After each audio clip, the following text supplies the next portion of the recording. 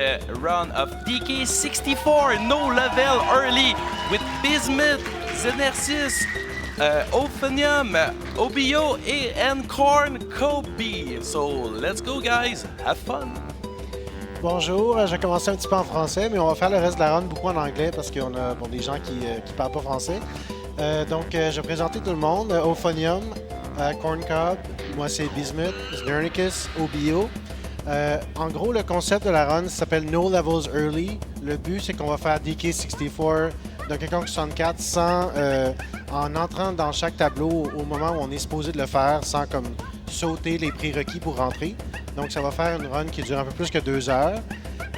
Sauf que la particularité, c'est qu'on va jouer chacun un Kong. Donc, on est la famille des Kong. Donc, on va voir Znernicus va jouer DK, Obiyo va jouer Diddy, CornCobx0 va jouer Lanky, Auphonium va jouer Tiny, moi je vais jouer Chunky. On a les couleurs de chandail qui correspondent. Puis, dans le fond, c'est ça. On va commencer, puis je vais expliquer le reste plus tard. Donc, Znernicus, whenever you're ready, you can start the timer. Thank you very much, Bismuth. All right, I'll get started in 3, 2, 1, go. All right. So the first thing we're doing is called main menu mode, main menu move. I don't remember if we called it mode or moves. So basically, what will happen in the next 5 minutes is all on a long timer. So the first thing that Znernicus did, he started the intro story in the mystery menu and then canceled it at a very precise timing. And currently it's playing in the background, which means it leads to some weird things happening. Like currently there's no background music. And the game has, like the intro story has a few different sequences. Znern is doing some cool stuff in the meantime. So the intro story has sequences are like happening every like minute or so. It changes to like a different part of the cutscene. And so these transitions happen on a very specific timeline. And we cancel those transitions by doing our own map transitions. And so we kind of like keep this whole thing going by... we kind of keep this whole thing going... Sorry, we got some timer issues right now. Okay. It's okay. Oh, no, the timer paused? Oh, no. That's pretty bad. Yeah, that might be a problem. Best here. No. Sorry. Oh. Wait. Did it work? No, it didn't. No, okay. I'm so sorry. The timer fell and paused, and I needed that to be working. So we're going to have to start over. You want me to hold it? Yeah. I broke the one rule of no reset. So, it was early. The map transitions happen at a very specific time, and we need to keep track of those times really precisely. So pausing our side timer was not a good thing. Yeah, I'm gonna start again in 3, 2, 1, go. All right. So Same he deal. canceled the intro story at the right time, so now there's no music playing. That's how we know that the intro story is playing in the background. So this whole sequence lasts 4.5 minutes, and we're going to try to do as much things as possible in the meantime. The goal of this whole thing is going to be a few different things. Essentially, the main side effect is that we're going to not be playing in the regular adventure mode that the game is coded to be for you to be in the the regular gameplay. So the game is going to be in what we call main menu mode, which has a few side effects, including that the game won't be able to save. So there's going to be no saving for the whole run. And also we won't be able to pause, and we won't be able to take damage, which seems like it would be a good thing, but it's actually not. Anytime we would like to use a death to warp back to the start of the level, we can't do that. So the main purpose of this is that we're going to use the mystery menu to give all the moves that we would need for the run. So we don't need to go and buy all of them separately. And we're also going to use that same time to watch some cutscenes so that we don't have to watch them later. So here entering that barrel at the right time means that the normal cutscene transition in the intro story gets canceled by our map transition. and so we can keep this going. If you don't get this right, then we see what just happened earlier, and we got pulled back into the intro story. That's what we don't want to happen. Good phase walk. So, like here we have a little bit of time to kill, so we start the training barrels, so we just have that cleared for later. But then we're gonna want to go back to the main menu, and that's when the weird stuff is gonna start happening. So most of what's gonna happen is Nern is gonna go into a bunch of the bosses in the mystery menu to clear their first-time cutscenes, so that when we actually go play them in the regular file, then it's going to play like a really quick version of that cutscene instead, which can save like, I don't know, over a minute. And so the fact that we get pulled into the game by the intro story means that we're going to be in main menu mode, and so those like flags of the longer cutscenes being skipped will not be reset. So that's how we can do that.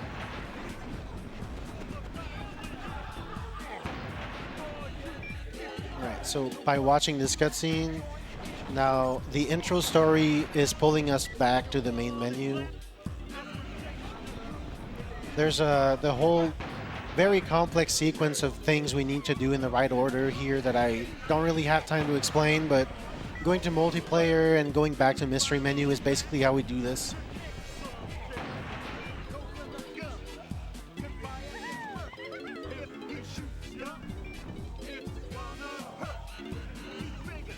Alright, we're actually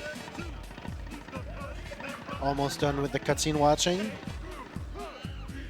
That's the intro story at like 3 minutes and 28 seconds. We'll pull you back in. Those timings are always on a set timer. And so now at like about 4 minutes and 25 seconds or so, I think, is when the intro story ends. And the final transition leads into DK's house. And usually in the mystery menu, when you watch this, it would pull you back to the mystery menu, but now it's just going to bring us to our file and we can play the game. But the game will not set us to be in adventure mode. We'll still be in the main menu mode. And basically the glitch is complete, and now we start the game with all the moves. The fact that we have all the moves comes from the mystery menu fungi forest boss, which just like gives you all the moves so you can do the boss. And then it's supposed to take them away once you go into the file, but by using this separate way of doing it, we skip that basically and keep the moves. Also, we get the leg shake. That's bad. If DK shakes his leg there twice.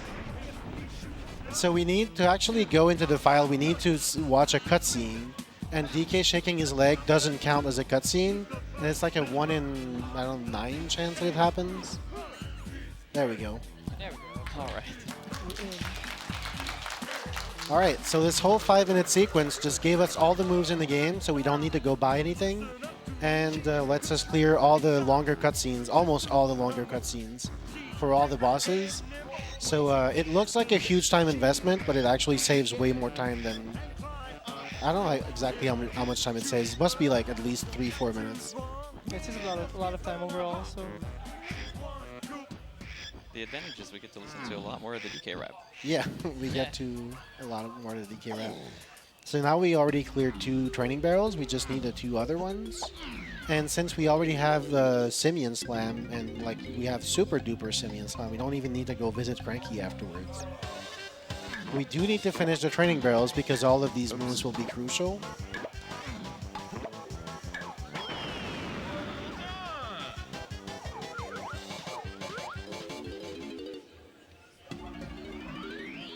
So before you clear the training barrels, you actually can't do the things that they teach you. So in order to just like be able to dive and swim underwater, we need to clear this bonus barrel, this training barrel.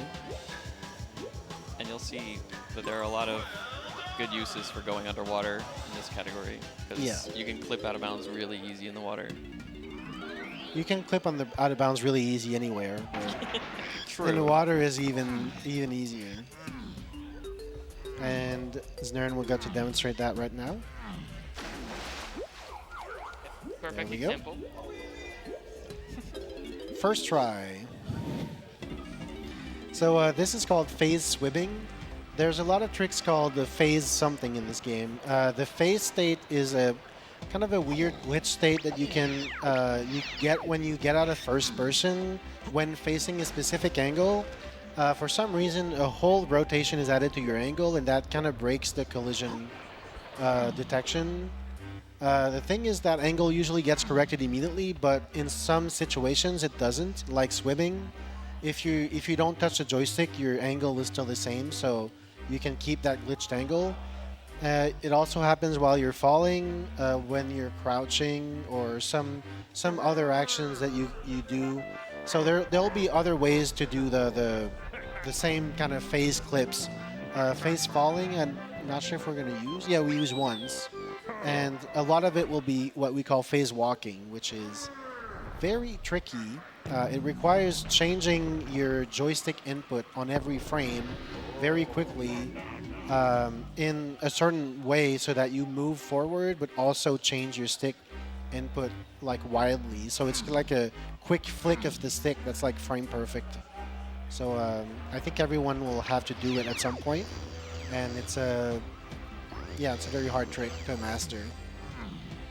And now we're headed into the first level, Jungle Japes. And now we only have DK for a little bit, but we're gonna get to freeze some more Kongs, and I don't get to play for at least half an hour, so that's why I'm doing all the talking. Alright, so here's B Locker, and this is kind of the main thing that we are abiding by his rules in this category. So Yeah. no levels early means we can't enter any level until we get the number of golden bananas on the locker. And we also need to beat the boss of each level to turn the key Lumsy to open up the next one. Yeah, because any percent I don't think gets any banana. Like you can just skip everything. You don't need to care about B-Locker, so this is kind of like the category where you cannot do that and you have to actually like open the levels Yeah. and get the amount of GBs required. Yeah, the regular any percent actually freeze no Kongs, get no golden bananas, and only gets 2 out of the 8 keys. Do another moon kick. Right. One of the best tricks in the game, honestly. Yeah, Mooncake is one of the most legendary speed tricks. Nice. The main, like the idea why it works is like if you cancel your aerial attack with a kick, because aerial attacks temporarily give you lower gravity, and a kick never like sets your gravity, you can use the lower gravity of the aerial attack for the entire duration of the kick instead. So you'll notice we already have the coconut gun and sniper scope, so that's part of the main menu moves thing. And we're using that sniper scope to get this little cutscene overlap. So overlapping the long cutscene with the shorter one means that we skip the longer cutscenes, basically. The first coconut didn't count, by the way, so Right. that was good It was a to good idea shoot to too. shoot, yeah. One thing to note is that even though we got all the guns and everything, we don't actually have any ammo, so we're going to be collecting a lot of like the ammo cases and then oranges, Crystals as well, yeah. Is that a good moment to read some donation? Sure. So we have Clue 571 that give $10, and we have two Mad Mush QC that give $80. So thank you guys for all the donation. That's pretty. All right, so now we're gonna have our second Kong. Diddy Kong will be freed, and he's gonna overlap this with the Boom Blast, hopefully. There we go. Might have been too Did that early. work? I didn't hear I didn't hear Yeah, this. I don't think that worked actually. I reacted So too if you time it right, you can skip the whole cutscene where Diddy gets freed and dances around and takes the banana port. But he might have been a little too early. We'll find out here. fast. And meanwhile, I'm getting up to 5 golden bananas for entering Aztec. Oh, it worked. It worked. Nice. Cool. Perfect. So we can hear the cutscene going on, but now Diddy's already freed. And so pretty soon we're going to have our first controller passover from Znernicus to Obiyo, and that's the way the whole run is going to go. Whenever we change Kongs, we pass the controller to whoever plays that Kong. Also, something to point out there is that Stern did a cutscene skip. So normally when you get a banana, it's like this little dance. But but if you take damage while getting a banana, you can skip the little dance. So Right. you save a few seconds. All right, ready? Yes. All right. Good luck, All Obiyo. right, welcome Diddy. Welcome.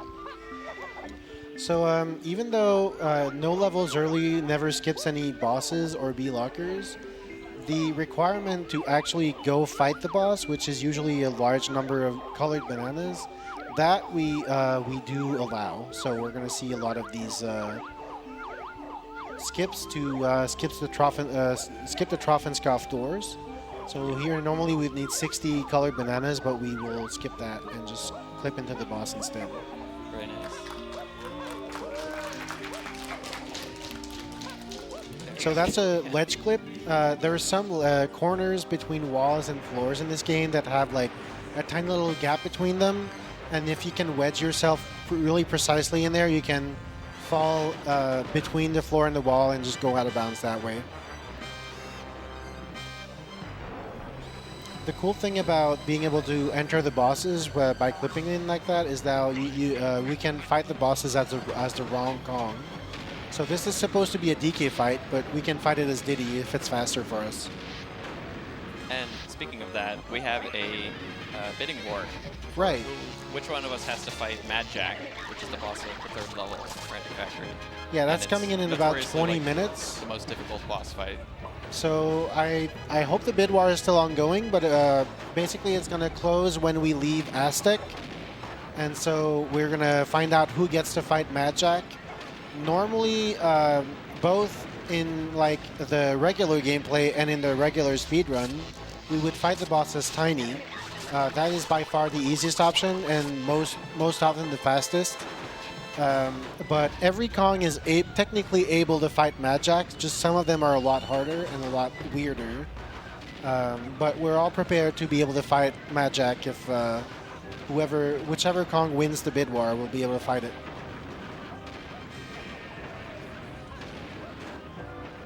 We all know it's going to be lanky though. Oh, wow. no. I hope you have time.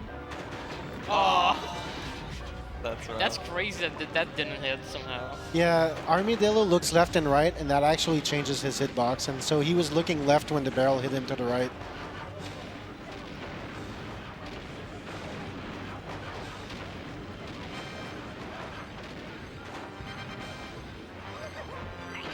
There we go.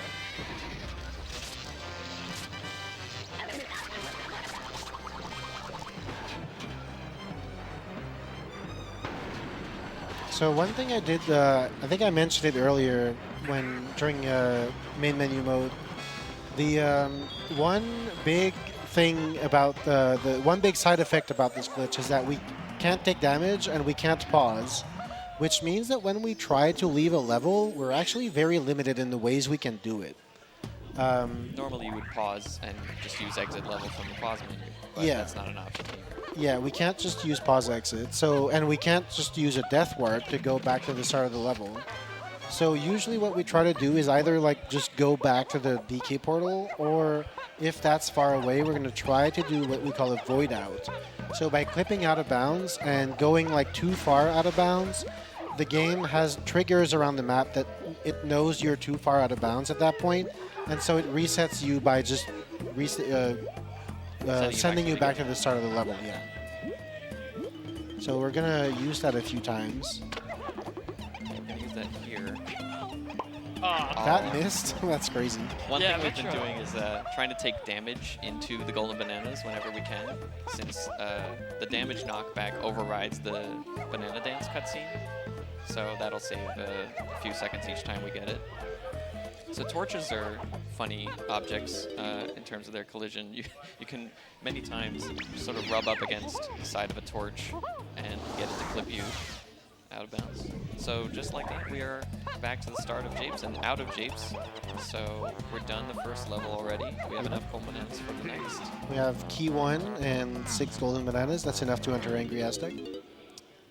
In Angry Aztec, we'll free Lanky and Tiny. So we'll have 4 players unlocked and 1 commentator.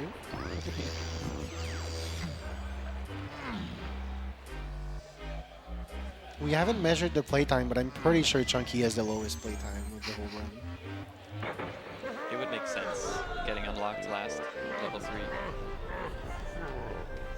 But I'll try to play so poorly that I'll actually have the longest playtime.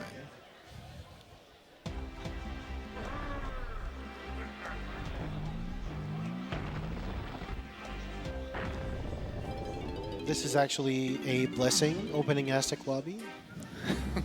Yeah, because otherwise you can't leave that lobby without soft locking the game.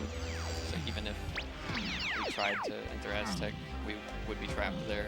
Right. Yeah, in the context of this run, actually, we wouldn't actually be able to enter Aztec without opening the lobby. Well, because it's against the category rules. Right. That's true. But I mean, in the in main menu mode, basically you can't do it. yeah, it would kind of ruin any route that uses the main menu moves.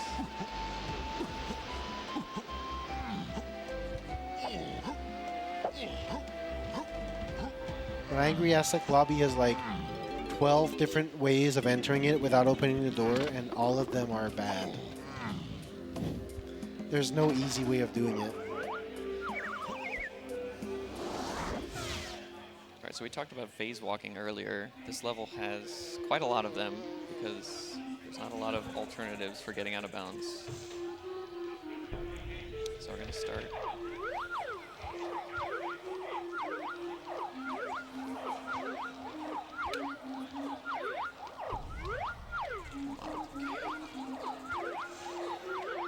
There we it go. is. So yeah, like I said earlier, phase walking involves moving the stick in a very different position on every frame, so it's like a very quick flick of the stick. Thankfully, we found a way of doing it that doesn't involve like moving the stick like several times. Nice. And yeah, this can go first try or 20th try, even for the best of us. It's kind of a... Yeah, it's just a very difficult trick. Back to Diddy. So I think this is the first point where you'll see that we're using Cranky's moves essentially for free Yeah. from the main menu. You'll also notice we pick up a lot of these blueprints for golden bananas. They make pretty quick golden bananas. They just don't give it to you right away. You have to visit Snide at some point, and then you'll get the O banana sequence. Right. Yeah, visiting Snides, it's actually an interesting routing challenge because we need 100 golden bananas in total, but we don't just need 100 total. We need them in like various amounts, increasing amounts throughout the run. But every time you visit Snides, you can turn in all the blueprints you currently have. That's a good clip. That's a good one. You just have to basically, if you go fast enough, you can just go through walls. Getting the reward before doing the task, that's classic Diddy behavior. But yeah, visiting Snide is an interesting routing challenge because since you need increasing amount of golden bananas throughout the run, you can't just like stack up all the blueprints and then turn them all in just before the end, because then you would need all those golden bananas to enter. Like Crystal Caves needs 65, Creepy Castle needs 80. And so we kind of need to like stagger the visits strategically to get just enough bananas to progress. And so as we go deeper into the game, we kind of don't care about golden bananas that much because we have like a good amount of blueprints to just turn in and get all the bananas we need to finish up. Oh, welcome, Tiny. But this is Yeah. gonna be a long pass, Diddy the Tiny. Yeah, we have a couple Diddy to Tiny tags, which means we're going to have to throw the controller across. There's unfortunately no way of setting up that, like, everyone has to give the controller to everyone at some point. Maybe you act as a relay Bismuth. Yep. Or if I could just get in there, that would be great. All right, perfect. So I think the back room should not be loaded for your trick. Right. Yeah, coming up is a very peculiar try. trick. Nice. Like it's nothing. It's not nothing. So Auphonium's going to do a spawn snag, hopefully. Told you about those torches. Nice. Nice, very good. So a lot of golden bananas need to do. You need to do some like some challenge, some like extra stuff to get it. And the golden banana only appears once you complete that challenge. But in most cases, I guess, so long as the room where the golden banana is has never been loaded before, it actually is tangible. You can collect it. But like on the instant that you load the room, then the golden banana disappears. But if you're able to somehow touch the golden banana without loading the room, then you can collect it. It's just usually you can't do that, but there are some cases where it's actually possible to do so. And so this whole visit with Diddy earlier, we had to be very careful with where the camera was looking to never load the back wall of the first room to prevent that golden banana from disappearing. And so since we managed to do that, then Auphonium was able to get the golden banana without doing the mini game. Now we have another switch to Diddy. Right.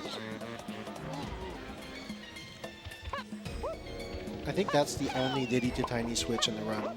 Oh, it's more later, I think. Oh, there might be another one. I know there's a few awkward like Diddy to Lanky, Diddy to Tiny early, and then like nothing for a long time. There's one in Fungi at the start. I remember. So clipping into the 5-door temple, that's another, like there's like 4 methods of doing it. Chimpy charge under the floor there is a good one. It's kind of inconsistent though, so. Always blocking. Enemies can be quite a source of RNG last game. So this little dance here is what we're trying to avoid every time. So we try to use our own oranges to blow ourselves up and take damage into the golden banana. We found setups for a lot of these, so like we position ourselves in specific spots and throw oranges in specific directions that we know is going to knock ourselves back into the golden banana. But a lot of these tricks are kind of precise and finicky. So like that can happen, like we throw the oranges and we just like get knocked back in a weird direction. And now we're gonna fight Dogadon. Nice second try.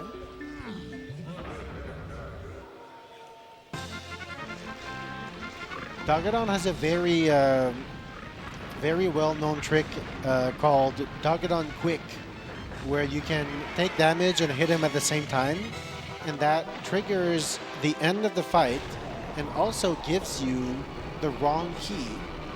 It gives you key 5 because it kind of like finishes the Fungi Forest version of that boss, even if you're in Angry Aztec. In the case of No Levels Early, that specific strategy is banned because we considered that getting key 5 in level 2 and then using that to reach level 6 and 7 was kind of against the purpose of the category. So we do allow the glitch, but only if it's done in Fungi Forest, so we're going to see it later. To get key 2, you do just have to beat the boss normally. Another thing I'd mention here is like a lot of the boss fights where you just have to kind of wait out a cycle. I'm trying to reduce lag as much as possible, keeping the fireballs off screen. This is not really any other way to save time other than reducing lag and making sure you get your hits in as quickly as you can. I guess with the end of the bus is a good timing to read a donation. Sure. So the Sun Defense gave $50. He has no style. He has no grace. How don't he get in Matt Jack place? And he goes with Linky. And Linky is at the first place for the Bid Wars guys. $85. At the second place is Diddy Kong, and third place with Donkey Kong is $30 and $25. So are we better at this moment with Lanky with $85, guys? Yeah, we got about maybe 3 to 5 minutes left in Aztec, I think. And then we're gonna have to we're gonna have to know who gets to fight Mad Jack. So I think when we leave Aztec would be a good moment to close that bid war. And that was a nice dance skip with the oranges. Next, we're going to be headed to the Llama Temple, where we free Lanky. And oh, we're gonna get the first instance of a really cool glitch. First in Moonkick, maybe? Just for fun. There we go. That's a nice long one too. So in Llama Temple, we're going to do something called skew. Skew is basically when you, the way we usually get it is that when you're underwater, you can move, like you can angle yourself up and down.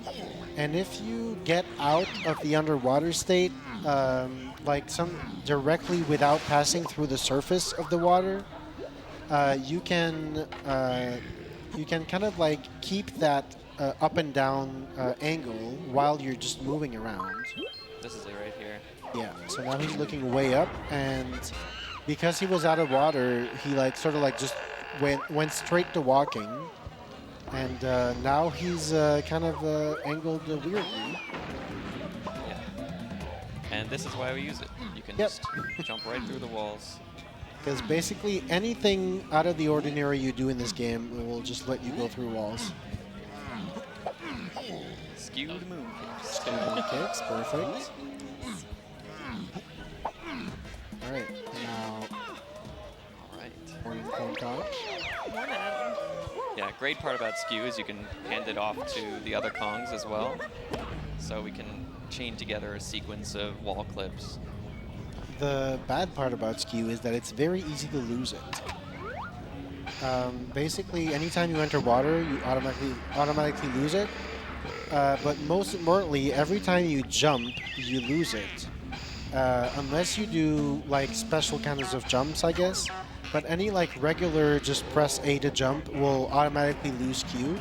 And also, if you land and you're holding A, you also instantly lose Q as well.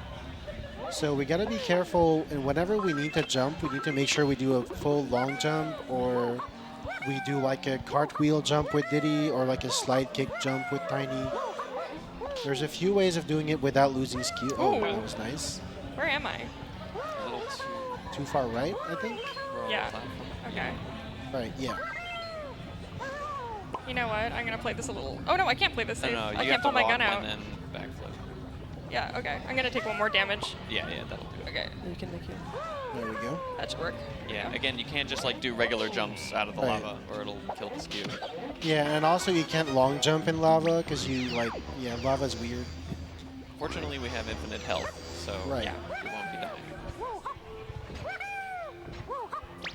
Yeah, we need to make sure to keep that skew state so we can actually leave the level quickly afterwards.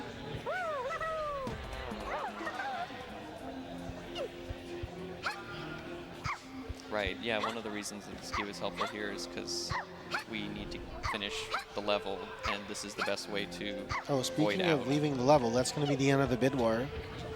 So if you needed to donate for the bid war, do so immediately, because we're going to head into factory.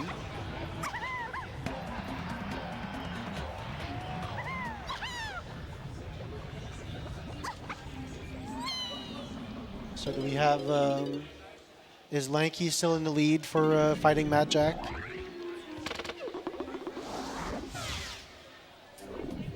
I don't know the state of the bid war right now.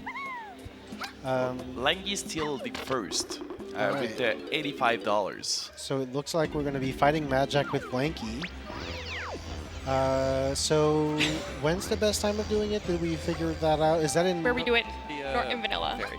Same thing. Oh, the same order? The Same order. Yeah, we'll okay. do it in Same the same drop spot and as scoff. usual. Yeah. Okay. So, we're taking a little detour here before we go to Frantic Factory to visit the Banana Fairy. And although we don't strictly need the Banana Fairies or anything, the camera will come in handy, and so will the Shockwave. Right. Especially toward the end of the run. But the Shockwave is useful along the way for quickly defeating Kasplats to get blueprints. And it also lets you pick up rainbow coins. Although, why would we need a rainbow coin? Because we already have all the mooks. We don't need to buy any of them. So there's a special reason we'll need it. So keep that in the back of your mind for the end of the run. But yeah, the camera is also useful. It helps us set up the skew trick a little bit quicker in some instances, because you can have your gun out underwater and then use the camera to instantly clip with it and get ready to skew. Alright, so we've given the next key to Kalamzi. We're now able to go to both Factory and Galleon. The game doesn't actually check for key 3 until the end of the game. Which is also useful to keep in the back of our minds.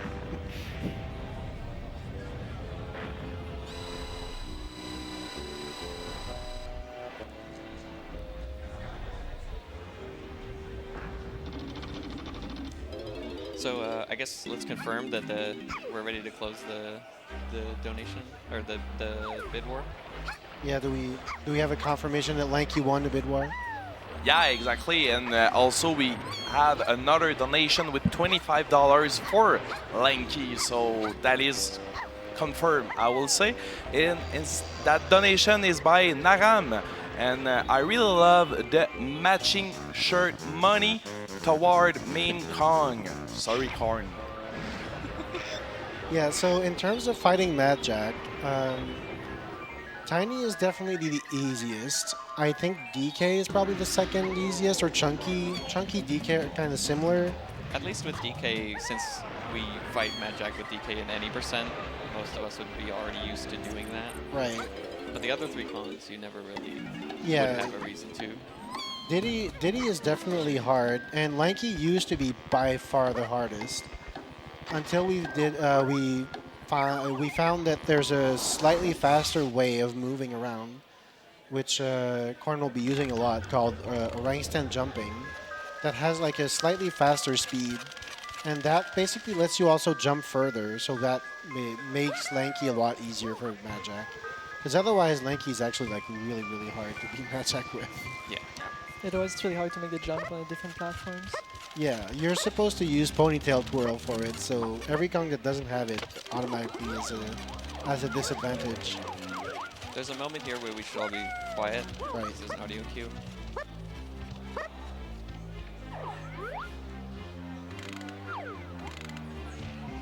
Got it. Perfect. Nice. Very good. So what we were listening for there is a cage that covers up one of Tiny's golden bananas in the room above us. The trigger to open the cage is intended to be hit only when you walk through the mini monkey tunnel, but by walking underneath the cage, it also opens it up.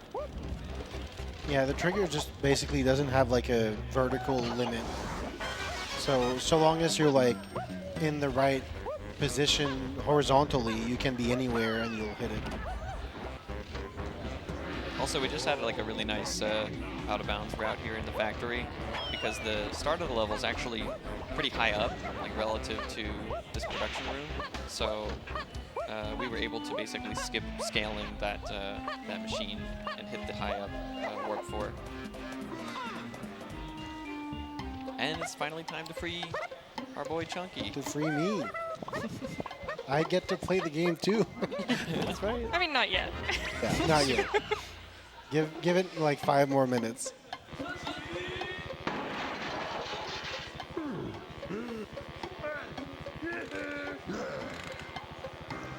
It's also time for Mad Jack.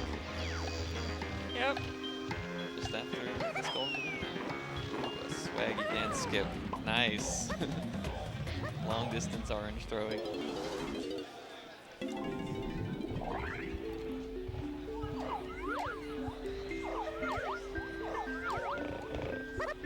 Good luck. Thank you.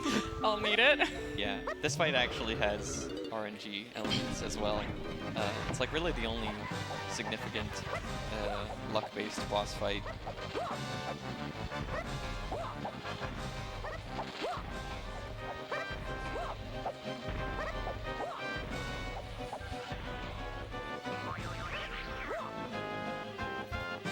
So these locations of the switches that spawn here are randomized. You have to find the switch that's on the same color as Mad Jack's platform.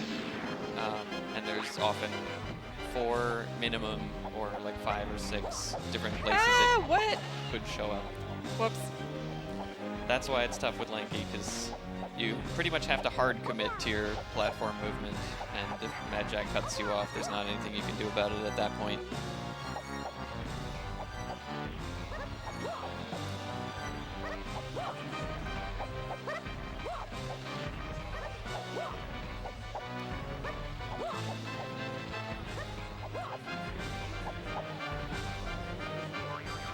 Good luck on that one. The fireballs also are scarier when you're doing the jumps as Lanky, because you don't have a lot of speed to dodge. Mad Jack's doing some weird movement. Yep. Yeah, benefiting from some Mad Jack jump direction manipulation there. Mad Jack has like a preferred axis to jump across.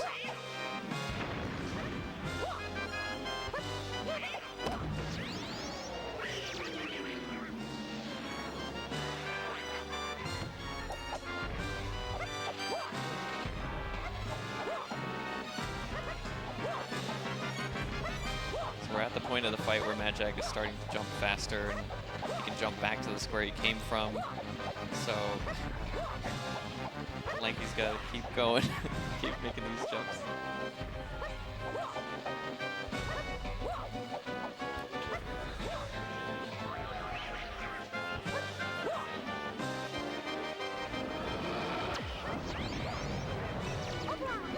All right, just one more hit.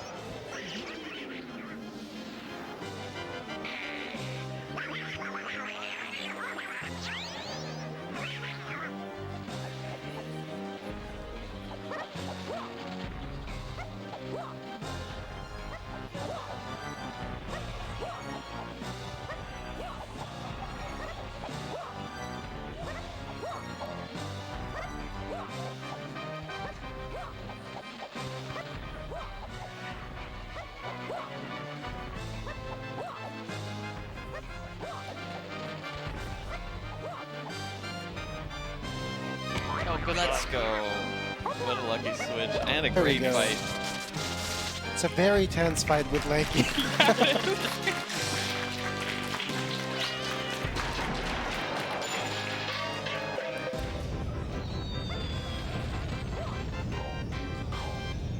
Oh, I went the wrong way. Yeah. Where is it? Oh, here we go.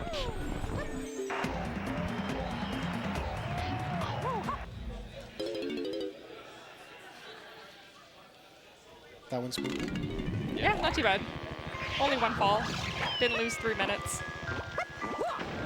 There you go. So normally we tag Tiny in the trough and scuff there and use her to fight Mad Jack. Doing it this Lanky here is maybe like only 10 or 15 seconds slower, plus the extra time for fighting the boss itself, which is Might be another 15 seconds. Yeah. immeasurable. And this is that cage we opened earlier.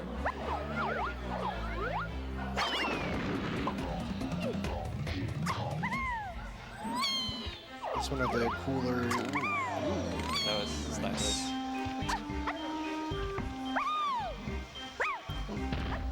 Not what I meant to do.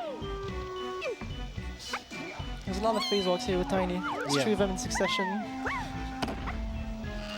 Because it's is very our slow favorite. to take Mini Monkey into that room, so. This is everyone's favorite bad hit detection wheel. Yeah. You might find out Oh. why. Oh, perfect. Great. It's going very well. This is why it's called bad detection wheel right there. Yeah.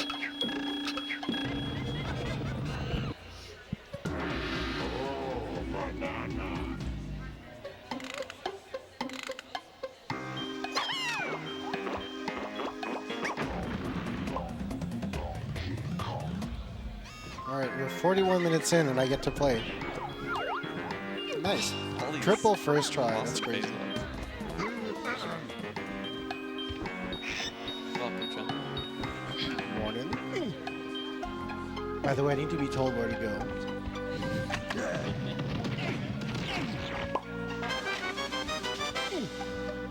That was a nice kill. It went all between the 2 enemies. Yeah, I'm kind of surprised all 5 of them hit the splat.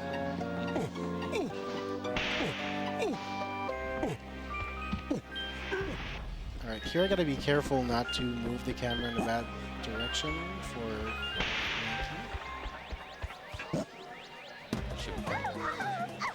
We're setting up to do another spawn snag, so it's again one of those where we need to reach a golden banana without loading the room it's in. But unlike the last one, we can't just use clever camera positioning alone.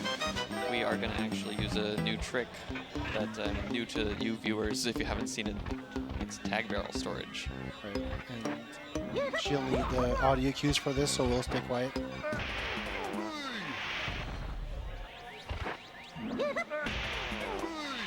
This is a frame perfect trick.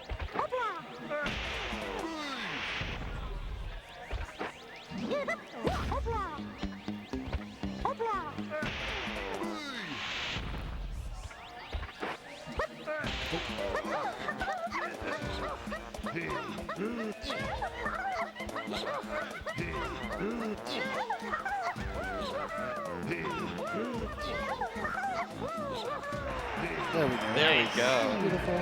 Very good, very good. What makes that tricky is you have to move to the golden banana without being able to see where you are. And now we clip out of bounds. Of course. And yeah, you might not be able to tell, but we're playing as DK again. Yeah, so when you do tag barrel storage like that, then you switch Kong. You kind of just stay invisible until you get in the range of a tag barrel again.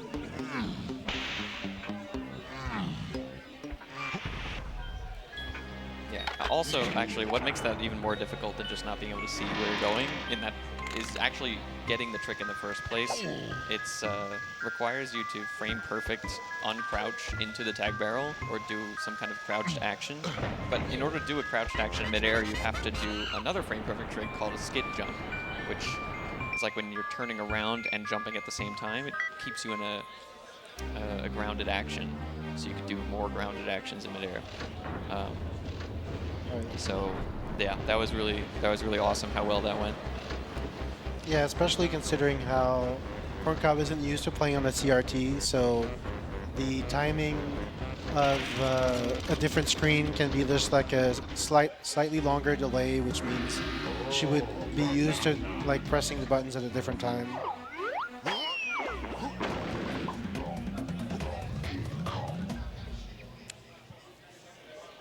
Speaking of skid jumps. Yeah, we're gonna get another skid jump usage here in the dark room. This is kind of like a laughably short banana. I love it. So there's a banana in the box up there, and we're supposed to break the box and raise up the platforms and all this stuff, but just do a little yoink in the corner there. That's all we need. We even get the cutscene tip on top of that, so it's super convenient. Yep.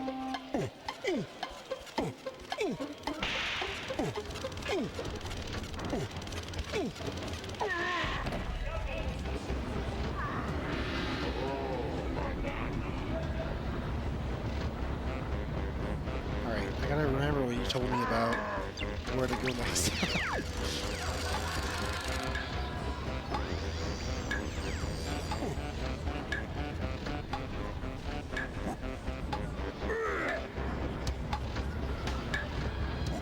It's really nice having the high warp 4 for this section. Yeah.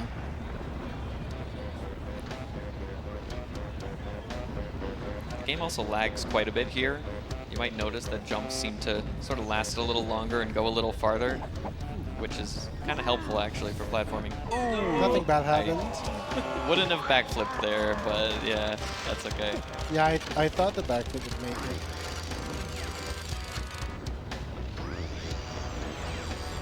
Chunky's always on low speed, is very slow when you backflip, so I That'll assume work. that's why you make it. Regular jumps are best with Chunky. Chunky is actually the Kong that can jump the highest. The DK Rap has lied to you all.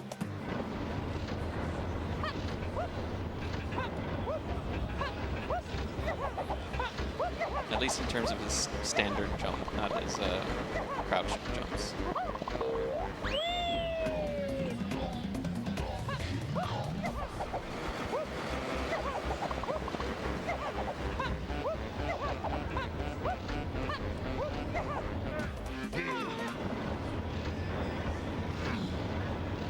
We're almost done with Frantic Factory.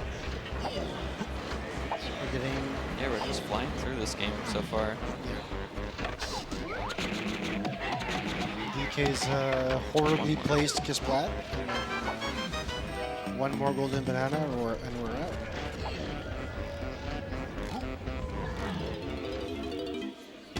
It's one of my favorite dance skips in this room, if we can get it.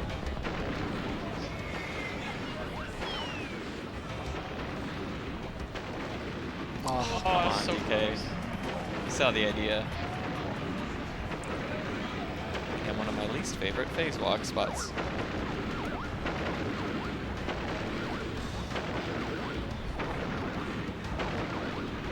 This room likes to lag a lot.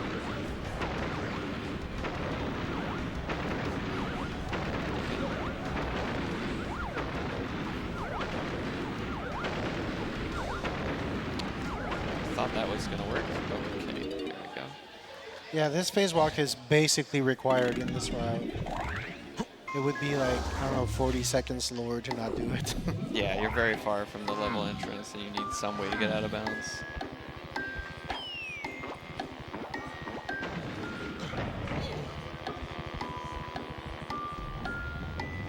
So we're out of factory and well, we could go to Galleon potentially. We don't actually have enough gold bananas yet. We need 30 to get into that level. So we're gonna go back to Jungle Japes now that we have the rest of the cons. They all got some quick golden bananas to pick up there. So I'll actually be setting out for a while as the rest of the team cleans up Japes.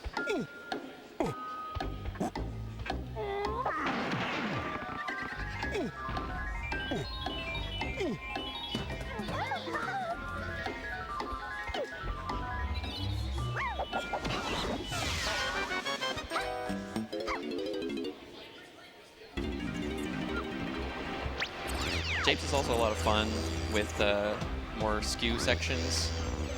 There's all those golden bananas that are just sitting in cages with no other requirement to get to them other than find a way to clip the cage. So it's gonna be fun to see us going through all that. It's literally just the first thing we do when we enter the level. Just how quickly can we get skew and start putting it to use.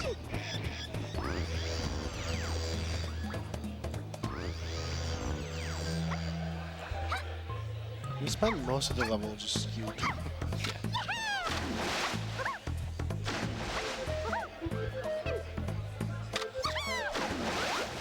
So if you enter first person like that when you're falling with your gun, you get to just keep it underwater. So you can do the skew a little faster. Yeah, the sort of like the moment when you're going on into first person, you can't like dive during that moment. So if you like enter water at the right time during that first person transition, that's when you can keep your gun. It needs to be well timed. Just before you enter water, you press C up.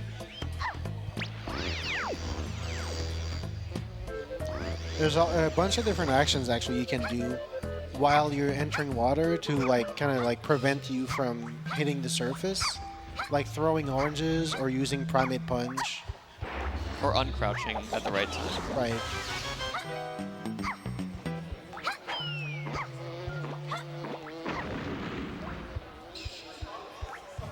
Here we got to be careful with long jumping because if we long jump at the wrong time when the game's lagging a lot, it can just lose skew instantly.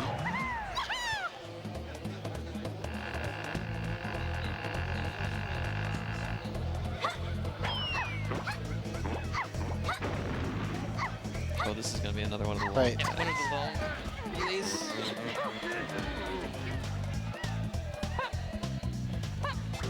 Just remember, guys, for the bonus run, we have to reach the amount of $2,015. So, $2,500, les amis. Oubliez pas, la prochaine run bonus, $2,500. N'hésitez pas.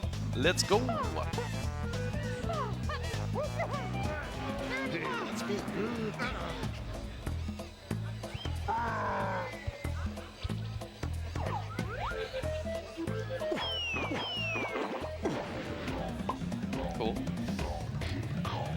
nice thing about these freestanding golden bananas is just using the oranges to dance skip them. One of my favorite things with skew is how the orang stand looks. Oh, just slide down. You gotta be careful here. If you jump off of a slide, it'll lose skew. So that's why. Nice. That's why we just sort of held on there until we reached the bottom.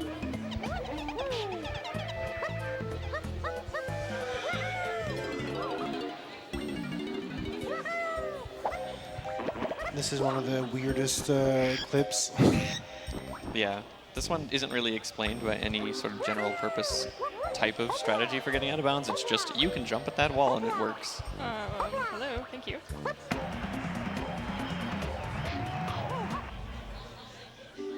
Was I stuck on the frame there? Yeah, I guess the side of the frame has some collision.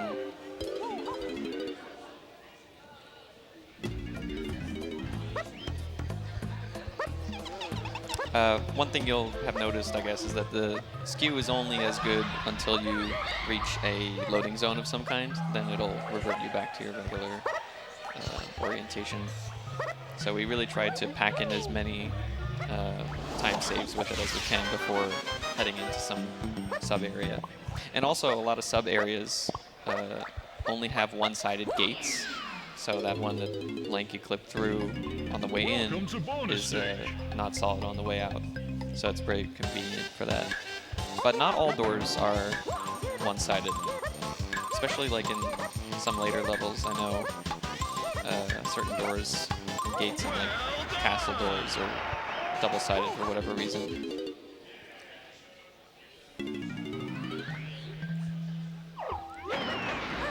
Nice. One of the harder dance skips, in my opinion. I never get it. Ooh. I love that phase walk when goes first try, and then the huge lag spike that comes after when the main area gets loaded. I'm so used to the camera flipping there. Yeah, it flips about half the time, so we're always like waiting to see what's going to happen this time, whether you have to suddenly turn around. Knowing what the camera is going to do is a big part of getting used to running this game, because as you're going out of bounds all the time, the camera is often trying to like readjust itself and look at you from a new angle, so it can take a while to get used to those things. Wow, that was nice. Yep. So the idea behind this room is just if you face the main cavern, the game lags so much that you can just jump these really long gaps. I don't think we ever explained it yet in the run, but this game has a sort of lag compensation feature built in, where the laggier the game is running, the more it increases your velocity, horizontal velocity. So it kind of, compensates for the slowdown by letting you move relatively the same speed real time. But we abuse that to cross large distances, or in some cases even like clip walls. Although I don't think it really comes up in this run because we have more consistent ways of clipping out of bounds in almost every occasion where you could use lag to clip a wall. Although I guess some of the clips earlier on in Aztec, like chippy charging through the wall to get into the temple, are somewhat lag assisted. Yeah, for sure. Any clip that needs some kind of speed, like lag will help you get through that wall for sure. I just want to say I'm really happy with that underground section. Yeah, that was smooth. You were nailing those lag jumps. It's really easy to die if your angles aren't right, and you have to maneuver the camera in very specific ways and then like jump in a direction that you're not looking. So I also got the jump into the loading zone, which in main menu mode is, I think, frame perfect, is it? yeah. I think so, yeah.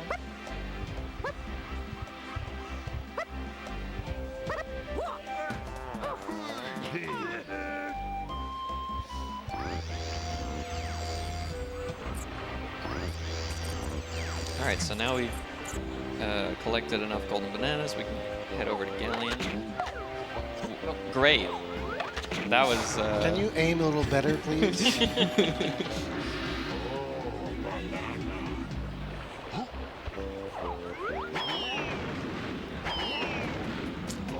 maybe I should not be wasting so many oranges, but I'll let you guys Well, deal with restocking. The Galleon entrance has, Yeah. you can pick up 3 on the way there. Yeah, you'll have to pick up more oranges. Yeah. So I just get a picture on the way there because when you're on your first entrance of the level, you don't start right at the portal. You start a little bit further away. So Oh, you're right. Yeah, toward the end of the level, you have an opportunity to pick up like 12 more oranges. Which, like, is as useless as oranges normally are in a casual playthrough, they're actually like one of the most valuable resources in terms of like trying to route them in and trying to use them efficiently because of all the dance skips. It used to be because of all the lag clips, but then phase walk happened. Yeah, so oranges have always been relevant to speedrunning, pretty much. Is that a good moment to thankful some sponsor? Yep. Yeah, now's a good time. Okay, so thank you to CPC. Thank you for the graciously providing us with the gaming PC that are available for the attendee during the event. I'd like to thankful to Level Up Coffee. Would like to give a huge shout out to the Level Up Coffee for being a main sponsor of our event. You sponsored with fuel our player with the energy and focus they need to level up their game. We could do it without your prestige level coffee by our side. Thank you for being an incredible teammate and help us make this event successful.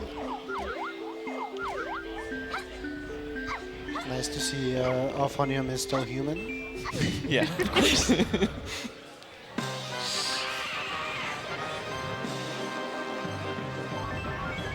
That was quick. Auphonium here, I think, has the world record for the fastest completion of this boss fight. Unfortunately, yes. Yeah. Much to myself and Bismuth's, we were trying to break the record ourselves, but Auphonium's too good.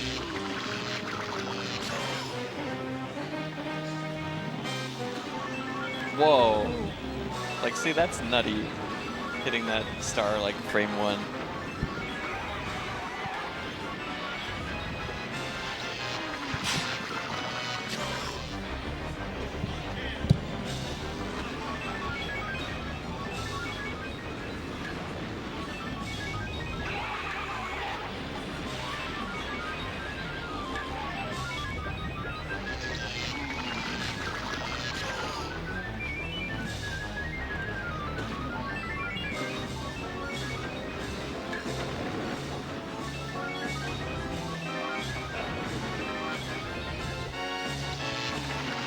Got stuck on the pole. I'm disappointed. I don't hear it at all because the boss is very loud.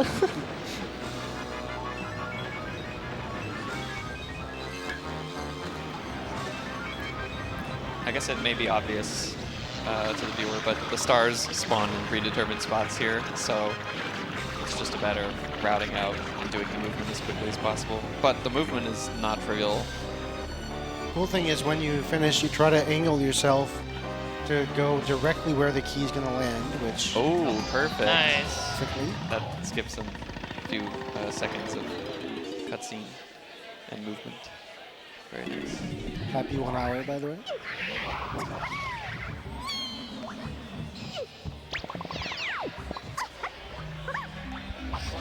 Nice. Oh. Nice.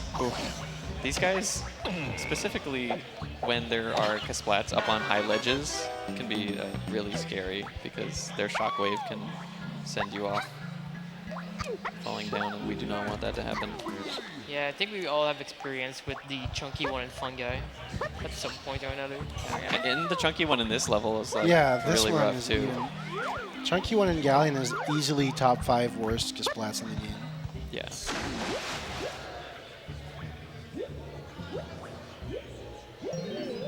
DK in Galleon, anyone? DK's in Galleon is pretty bad, but fortunately we don't need to get that one. Actually, for a long time in this category, the route revolved around getting every blueprint, because when this main menu moves routing for no levels early was first introduced, we didn't really have a great way to clip out of Hideout Helm at the end of the run. It was like before we discovered additional applications of phase glitches, and the only way to get out of that room was like you had to be able to pause and quit game or reset and have your game save in some way. But because we're in the main menu mode, the game doesn't auto-save, and you can't like just save and quit and keep your progress. So we had to actually find a way to cancel main menu mode, and the only way that we know how to do that is to collect all 40 blueprints, turn them all into Snide, and play one of Snide's bonus minigames, which is like a really obscure feature that this game has, but it just so happens to like take you out of main menu mode and put you back into the adventure mode, because those minigames exist in their own like realm in terms of game modes that are hard-coded. But we don't need to do that anymore, thankfully, which allowed us to cut out the worst of the blueprints from the route and just focus on purely what's the fastest 100 golden bananas we can get. Get your bananas ready. Yeah. Oh, banana. First of many. So I guess it's the greatest moment to say a donation. Yes. So we have Link Carf with 25 bucks. Say, go NoReset, awesome DK64 5-player runs. Everyone is crushing it. And this person select the name, user file, potato for Castlevania. Thank you. Flawless tag. Not gonna lie, I forgot what Kong I was needed to tag there. Oh, you just like were handing it down the line to whoever Someone needs it. take this. Yeah.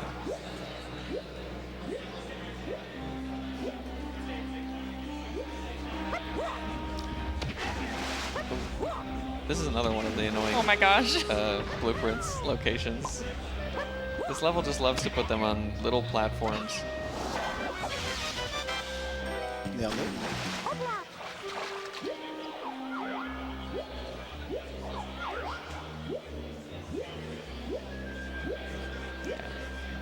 There are some really interesting routes for Galleon because of how the level is oriented, I guess, or arranged. Like, there are areas of the level that seem very far away from each other if you're just playing casually. Like, you have to go through this tunnel and go to this other entirely different side of the level. But when you clip out of bounds, they're actually, like, kind of near each other.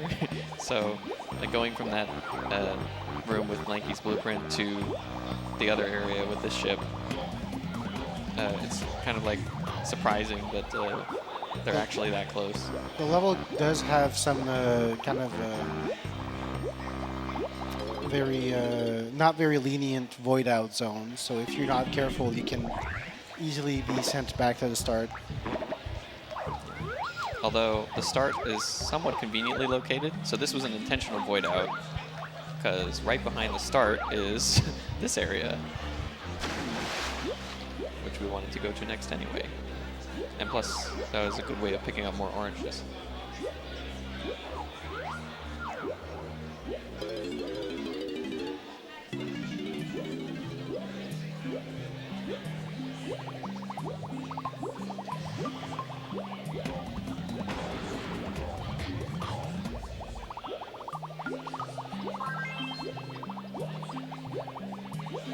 Yeah, Galleon's a pretty fun level to speedrun because of all the easy wall clips. It's not a particularly fun level casually. I think it's a lot of people's least favorite level when they first play the game. But it's actually perhaps one of my favorite in the speedrun. Both in this category and one-on-one. Galleon is a very fun level to speedrun and a very miserable level to speedrun at the same time. It's an accurate description, I think. I mean, it's probably like the most broken level. I mean, you can skip into so many areas. Yeah. Yeah. I feel like it's the one level where there's always something that will happen that will lose you a minute every time. Like when it's not Mechfish, it's Seal Race, and when it's neither, it's like a splat knocking you off for half a minute. It's also kind of just refreshing to do a level where there's a lot of swimming because the optimization of swimming is pretty different than the land movement.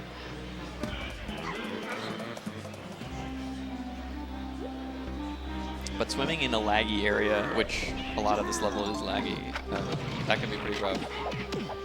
All right, that was a pretty good... I spoke too soon. The half decent. Yeah, that was still like average for how that guy can usually knock you off like several times. Only phase walk. Yeah, it's pretty scary there because there's actually like a timer on those blueprints, so if you don't get it fast enough, it despawns. Then you have to wait for the splat to respawn, and it can be pretty bad if you get knocked off like that and you gotta get back up fast enough. Come on. I was getting this first try in practice. These are difficult for a reason.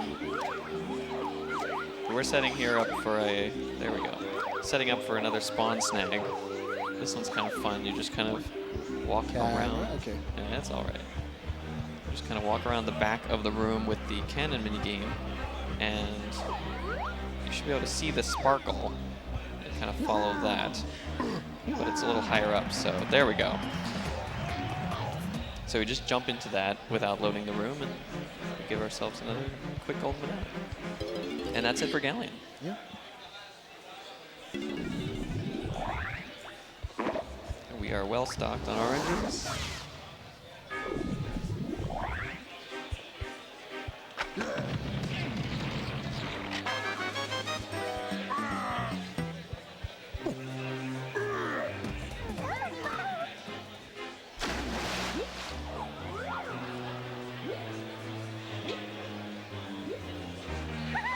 Next, we're going to go into Fungi Forests, 5th level.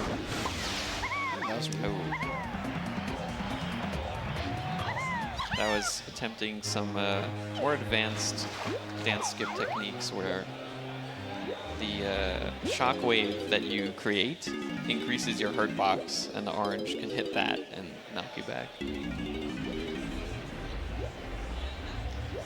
Fungi Forest will be Obiyo's skew bonanza, where he's going to have to get skew 3 times.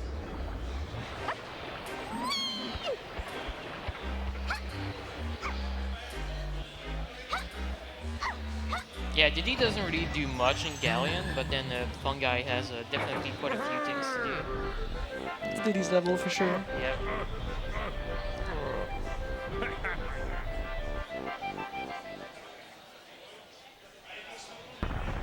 Yeah, Diddy's very good for getting skew in general, because one of the limitations when you're using the out-of-bounds water is that you have to like find a way back to the land or to the main area of whatever level you're in, and often that means you need to like jump up out of a moat or a pool or something.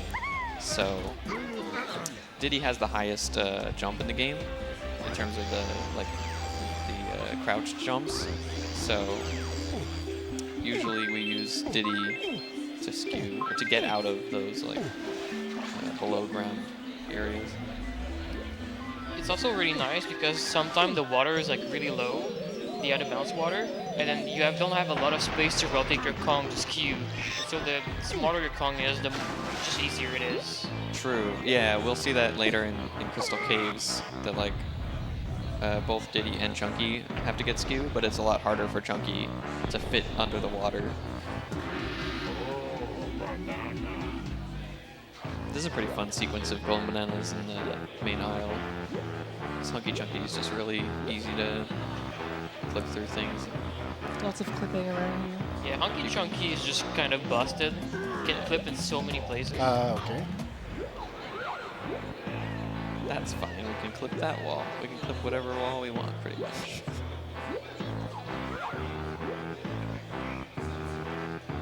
And both of these gold bananas, if grabbed from underneath like that, skip the dance, which is pretty cool. And we have exactly 50 gold bananas, enough to get to Fungi. Tiny, right?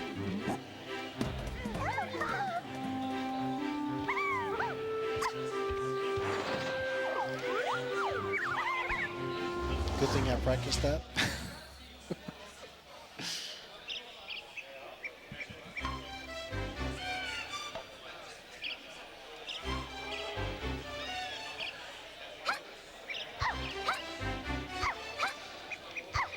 Fungi Forest is one of the shorter levels in the run. Yeah. I think it's mostly because as we get into these deeper levels into the game, like I said earlier, we have a lot of blueprints. So we're gonna visit snides and turn in a bunch of blueprints, so we don't need to get golden bananas within the levels as much. So we only focus on like the very fastest. And fungi is just one very, very long level generally. Yeah, fungi has a lot of the slower golden bananas in the game. So it's like the longest level from, or one of the longest levels in the 100% category, 101% category. But yeah, because of that, we aren't really incentivized to get that many of the golden bananas here. So we end up having a pretty short visit. Another reason it's so short is because you skip a good portion of the boss. Yeah, that'll be cool to show in a bit. Yeah, this is the only level where we have like a boss fight skip, actually. And yes, you can fly skewed in Rocket Barrel. It's a shame we can't show off skewed rocket barrel tiny. Didn't need to Unfortunately. hit Z there, but it's fine. Oh, good.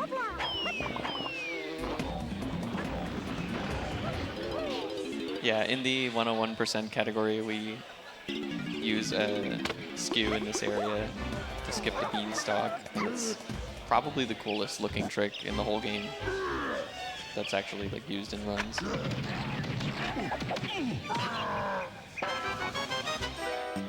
Yeah, all the chunky misplats are putting up a fight today, but all well managed.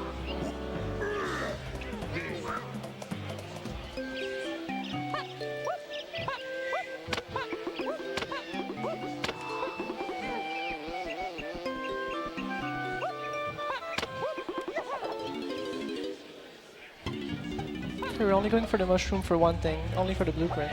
There's nothing else we needed there. Everything else just takes too long to get. Now we're going to skew number 2.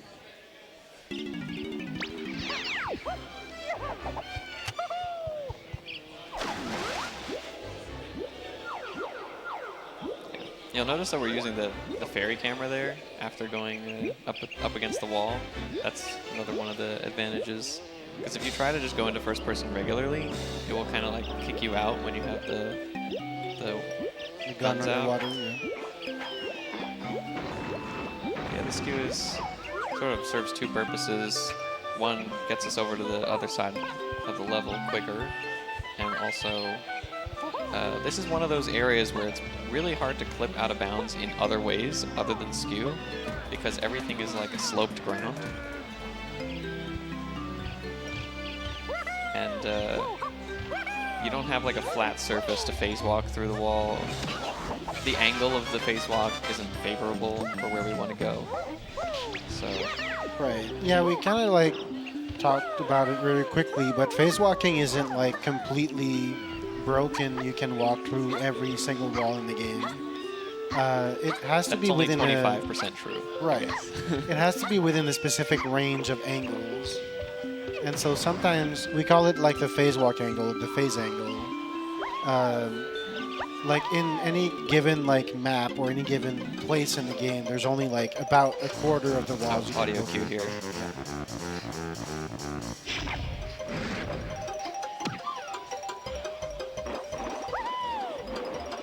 Nice. Beautiful. That's one of my favorite dance skips. Just launch yourself into the void as you pick it up. If you missed a golden banana there, well, you missed a golden banana there. Yeah, there's no going back for that one. We'd have to make it up with a different one. You need to make sure that you do the precise timing to make sure it works. Yeah. That never happens in 101 to anyone. This game is, and this level in particular is like really brutal. In 101, we save it for last, and it has like all of the hardest tricks. Just how the route worked out to be fastest. All right, our next O Banana section here.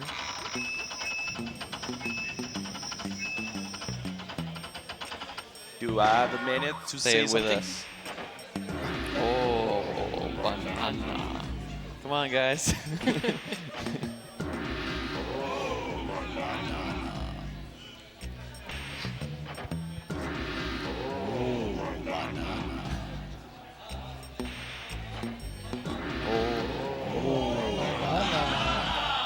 Yeah, there we There you go. go. Oh, banana. This is the longest one, I think. Oh, banana.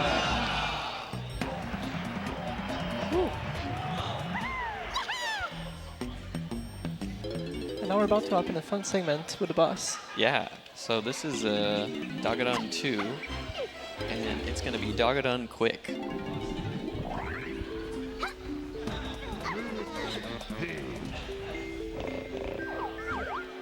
Nice.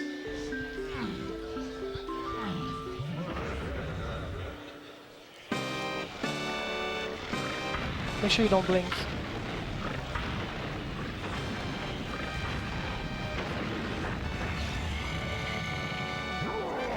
Hey, look, it's Chunky. Yeah. Oh, yeah, it's me. Hold on. So that trick is awesome. Basically, this boss is just busted. You can set the controller, or you can set the the barrel down in front of him, and if he hits you and hits the barrel at the same time, you can trigger the end cutscene of the fight. The amazing thing is it works in both Fungi and Angry Aztec's boss, which is basically a copy of this one. So we'll use it. We use it in Angry Aztec in other categories.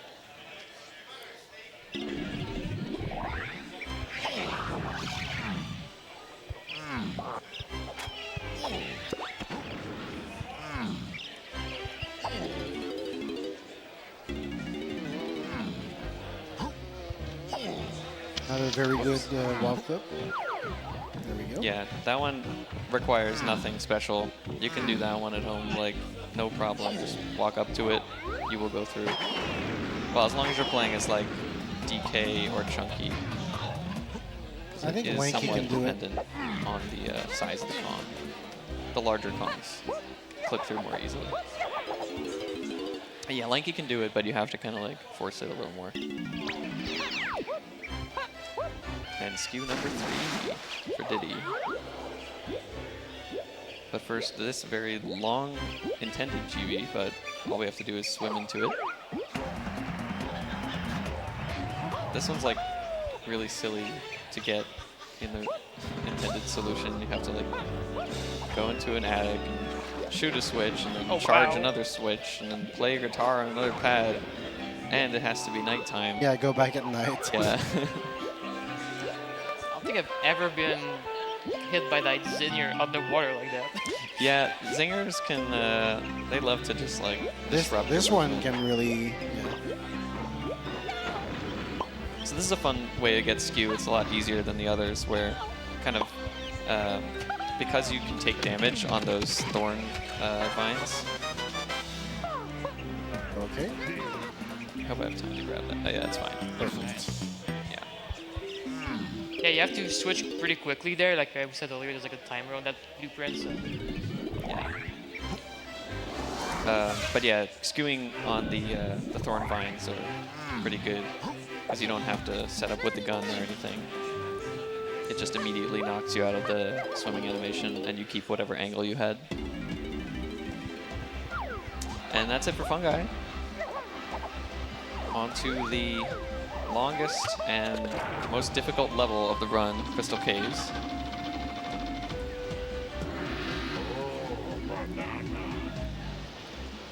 In 101, the shortest and most difficult level of the run.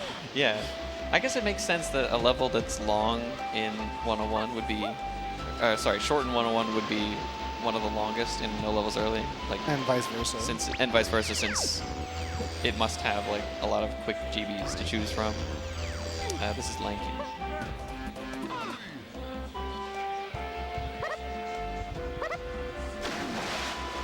Yeah, we don't quite have enough gold bananas to get in yet, but we're gonna be exactly at 65 by the time we get there. It's quite satisfying how some of the routing worked out. Another instance of getting underneath the golden banana to skip the dance. Well, and skip open in the cage. It's really nice in this instance.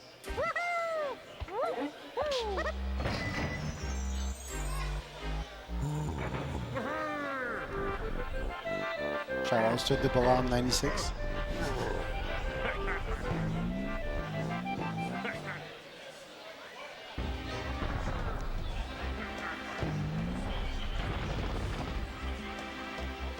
said Balam again. It's Balam. But I said Balam for like 10 years and I can't undo it now. Yeah, Balam's one of our like star players, I guess, in terms of DK technology. He helped to work on the practice ROM for this game, I think, and also its randomizer, and just like worked on tool-assisted speedruns. Yeah, very cool guy in the community. And he loves killing Z. Also, Isotarge worked on the practice ROM, I think.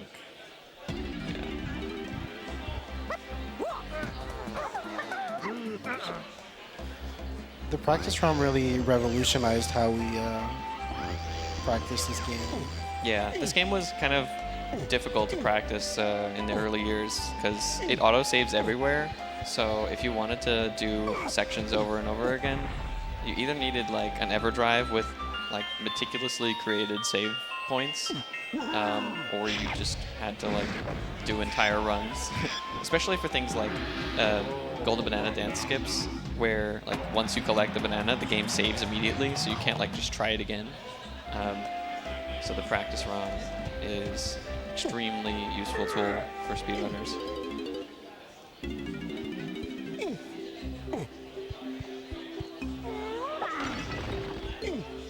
And the other extremely fun ROM hacks that we got going on in this game is the randomizer, which has really exploded in like the last, let's say, 2 years.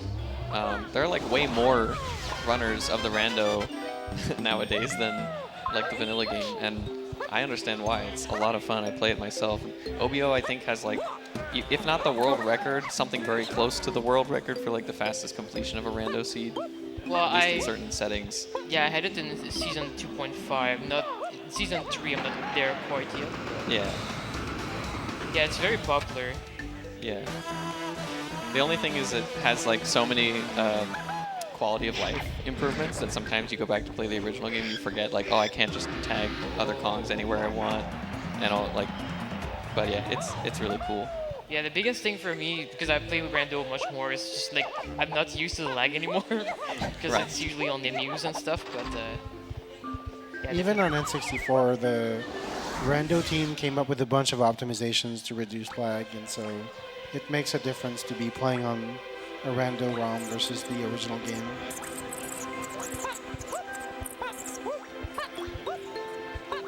Alright, right off the bat, pretty difficult section. That looks good. Nice.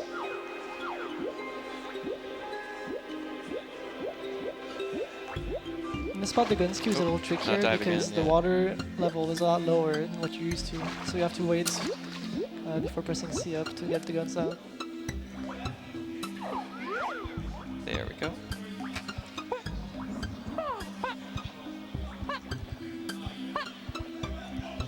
The other thing that makes this level difficult is there's a big Kosha that you can hear his music starting to play. He will periodically drop the rocks from the ceiling, and yeah, this is just a pain to deal with. So, good luck. yeah, hopefully I don't get knocked back again. The loose cue from the lag. Oh my god. Got it. Jeez. Okay. There's like 3 or 4 right there. Alright. We dodged him this time. Alright. So once you get out here, the worst is past us. Now if we lose Q, it's not a huge deal.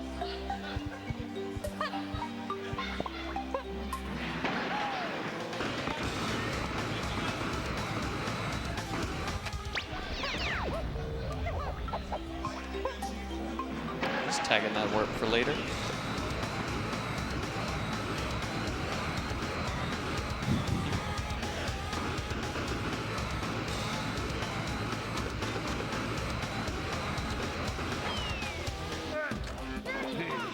I'm gonna wait for that zinger thing to explode just in case. It's, that's another one of those zingers that can drop bombs on you and knock you down. Yeah, we This waterfall zinger is, I'm pretty sure, like unanimously considered to be the worst zinger in the game. Also nice first try. That was a really nice first try move kick. One of the tougher ones to get.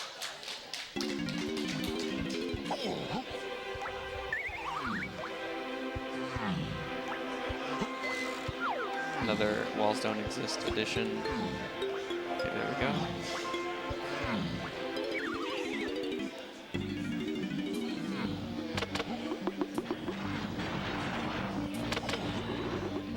Oh, I thought I was on there. Okay.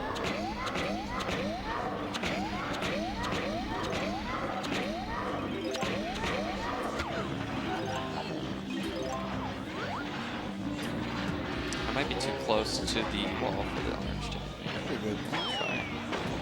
Okay, worked. 'Cause I just did it.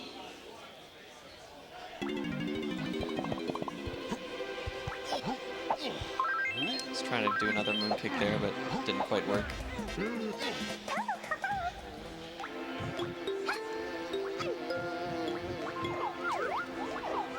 This is one of the harder rooms to do quickly. Yeah, this room is quite difficult sometimes. These enemies move around a lot, and you can only defeat them with oranges. So it's pretty important that you maintain a decent count.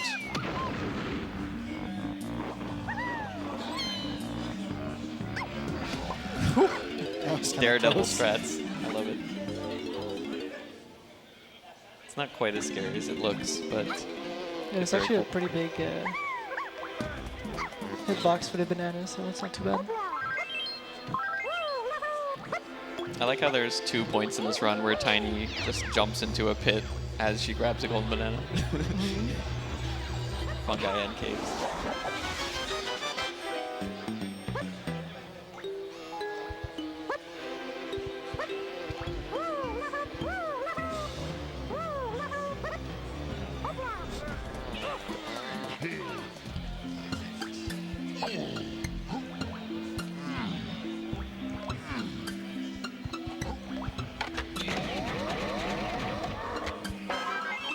My favorite section Low coming up. on crystals. I'm just gonna pick a few more out for us. My favorite section coming up here.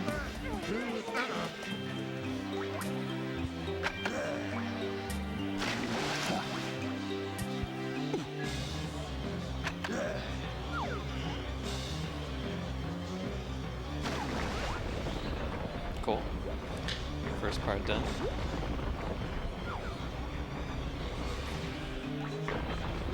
Yeah, the thing about Chunky being quite tall is that it's more difficult to get. Hopefully, That I should be good. surfaced. I should be okay. Things. Yeah, thankfully Chunky has like the best skew physics in the game, meaning that you don't need as tilted of an angle to clip walls with him. Yeah, so that still works, but it wouldn't work if you had done it with a different combo, probably.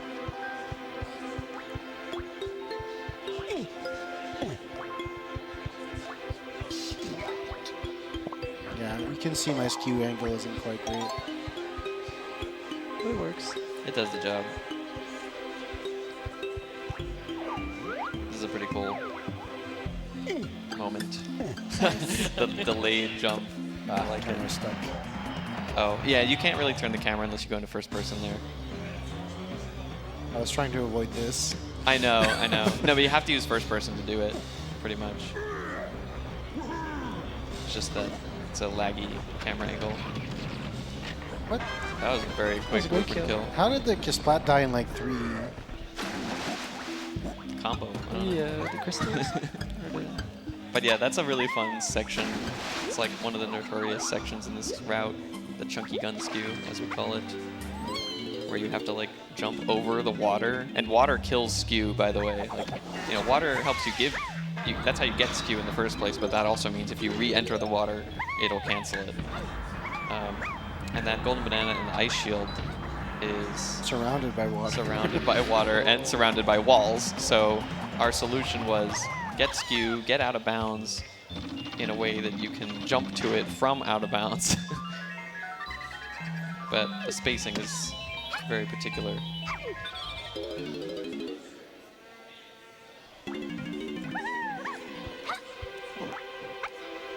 Nice long jump cancel. Oh no. No. Oh, Unlucky. even after you get the blueprint, these guys are still a pain sometimes. It's very precise ledge clip. Yeah, it's like some kind of corner ledge clip. Ooh, that was quick.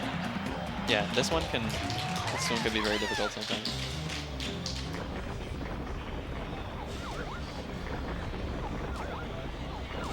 And then also we're trapped in here now, so we have to phase out.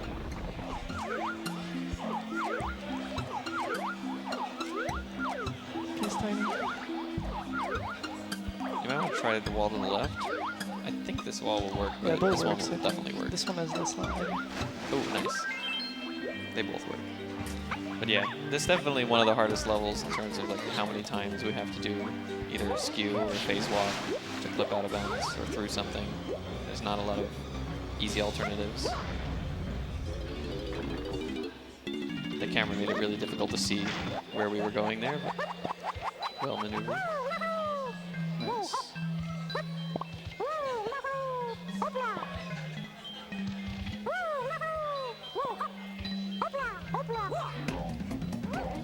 That's a fun dance skip. All you have to do is like grab the golden banana when you're over the air. Ooh, wow. Beautiful.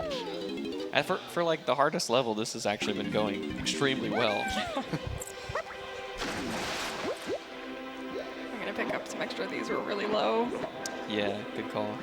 I'll pick up the ones in the tree and castle as well.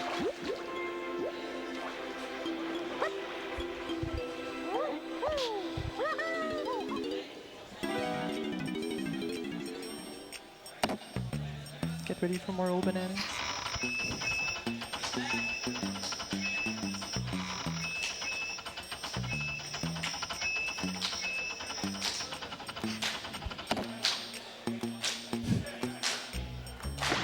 The crowd is pumped up for it.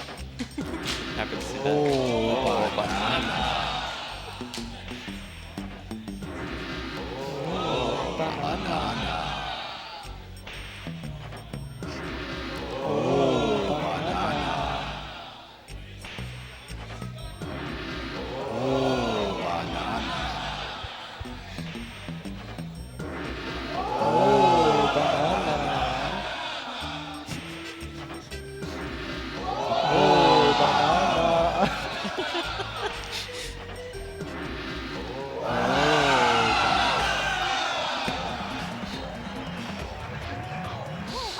But wait, there's more.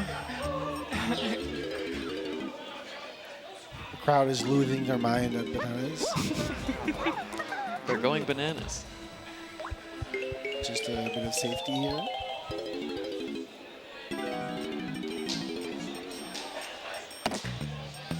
You thought we were done.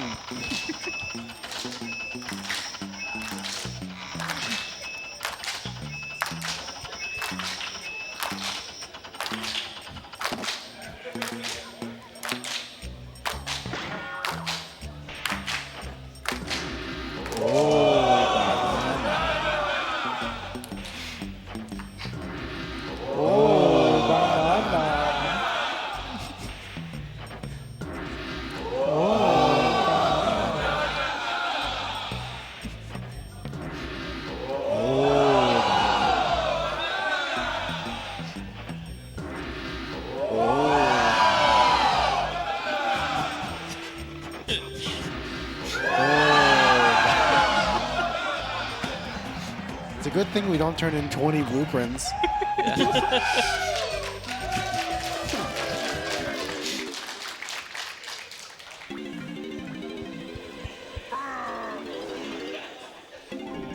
DK, right? Yeah, DK.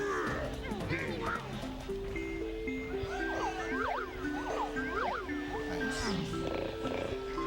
Now we get to fight Armadillo for a second time. Back with a vengeance. And much longer cutscenes. Not cutscenes, but patterns. It's one of the few cutscenes we didn't clear at the start of the run, so Yeah, we don't have quite enough time to clear all of them, so the 2 shortest ones we leave, which are the 2 armadillos. So best song in the game. Again, I'll be trying to lag reduce, looking at the floor, or just looking away from armadillo when I can.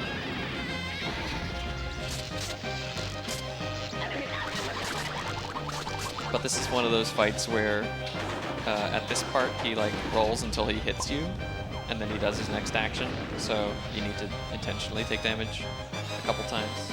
And since we don't take damage, then we don't. Except we're not really taking damage, so it's has no consequence. You do have to be a little careful about your health when you're doing this fight in 101, because you need to take, what is it, 4 damage intentionally, and then you often take 2 more by trying to set up the barrel. So there's only like 1 more damage you can take.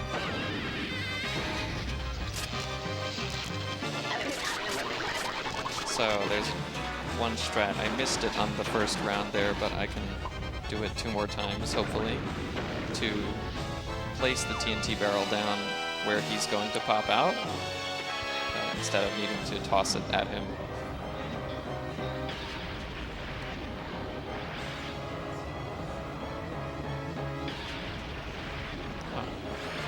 If you had any donations, I think now would be a good time.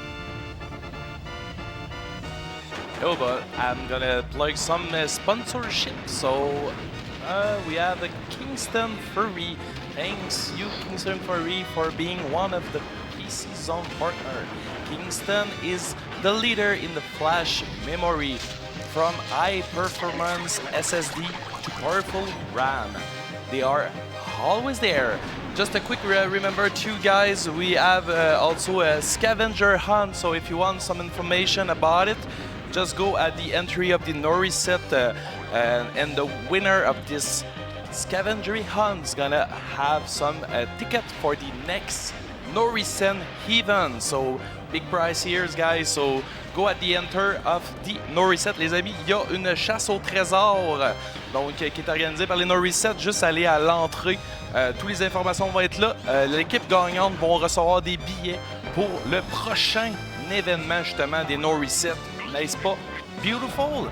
Aussi, we have a bonus run to as a milestone, guys. So only $700 left before we attempt to the milestone. So 70% had reached. So quick remember, all donation are the grateful. So guys, don't forget to give for the Virtual Guardian Foundation. That's the mission here. We are here for the Virtual Guardian. So thank you very much.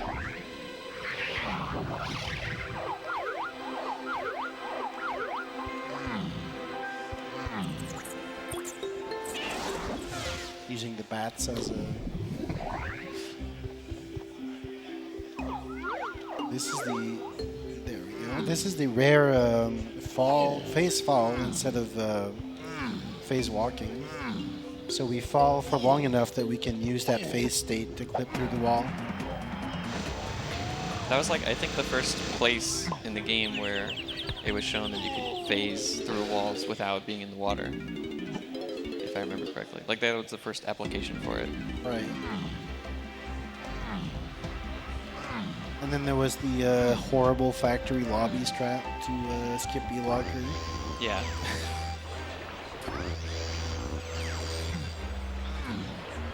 Which was better than the original Wii U VC B-Locker skip. Shoutouts to Kiwi Killer. Yeah. Creepy Castle. Kiwi Killer actually a very notable former world record holder in this category for a long time.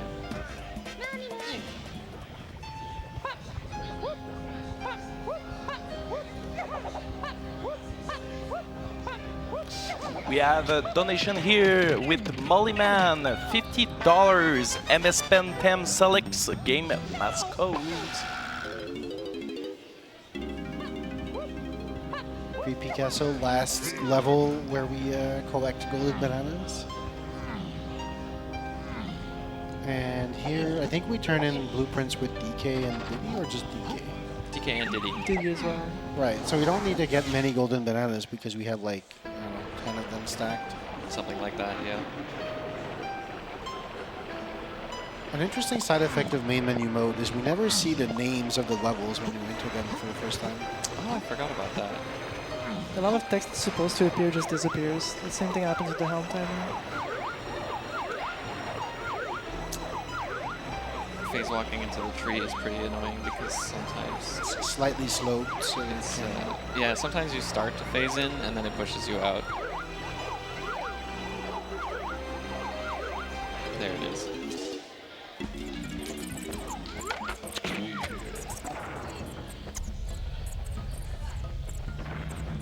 But yeah, we have to come in here because there's two very quick things. It didn't mean to skid there, but I'll take it. Got a quick blueprint and this TV, which is pretty funny. You just roll right through that wall. shoutouts to me. One of the few discoveries I've made. Oh, I forgot about that. That's pretty cool. I feel like for how long I've been in this community, there's very few things that I can claim that I had discovered. Same here, man. Some people just have like a mind for finding stuff.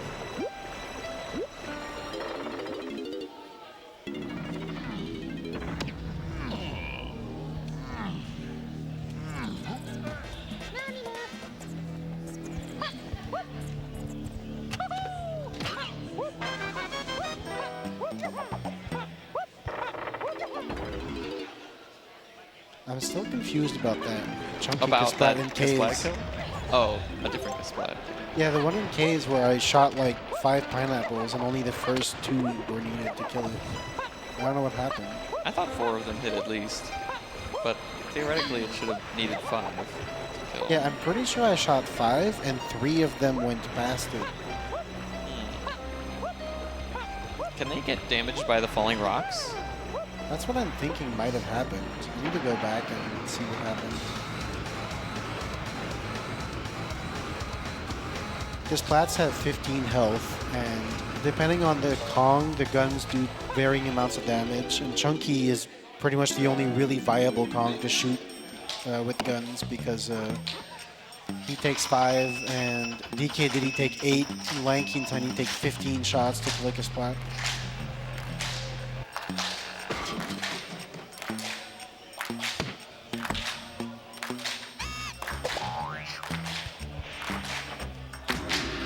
Oh, banana.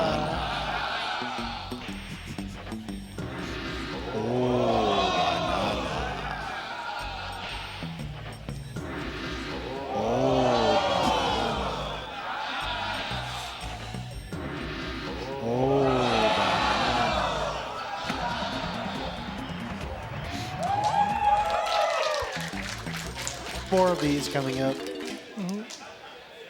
Always in succession. We need you to give your all for the last one. Yeah, last pack coming up.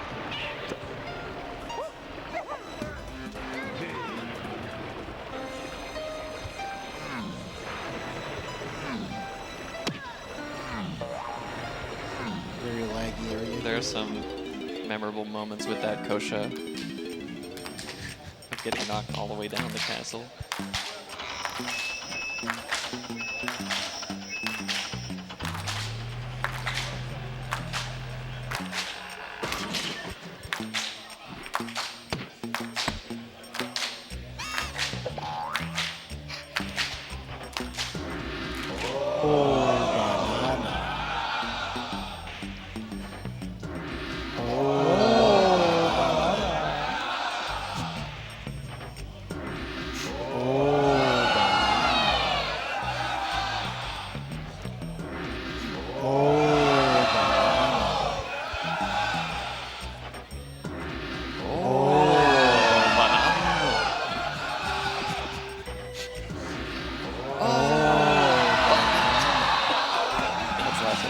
The crowd is on fire.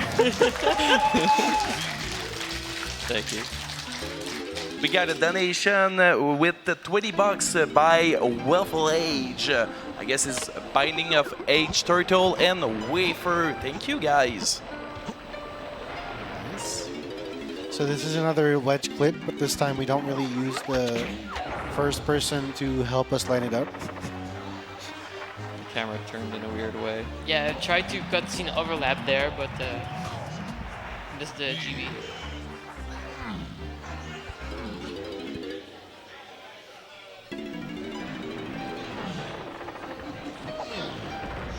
So we don't do shed, right? Nope. It's only used as a backup. And we were flawless, so no need for a backup. Yeah.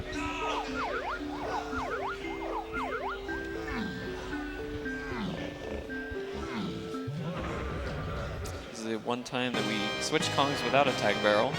Because the game forces you into this boss with linking. It's a very unique feature of this boss fight is that because your Kong order is forced, you can actually use this boss fight to free Kongs instead of freeing them from their cages in the first 3 levels. And there's a whole route built around that for the 101% category.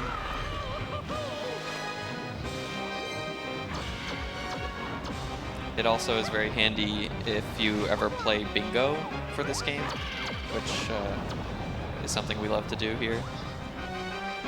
Did anyone say bingo? Yeah, when's bingo?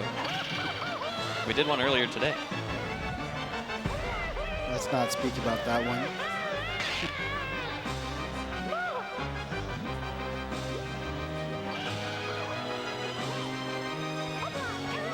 Oh, Surprise. it goes right in the way.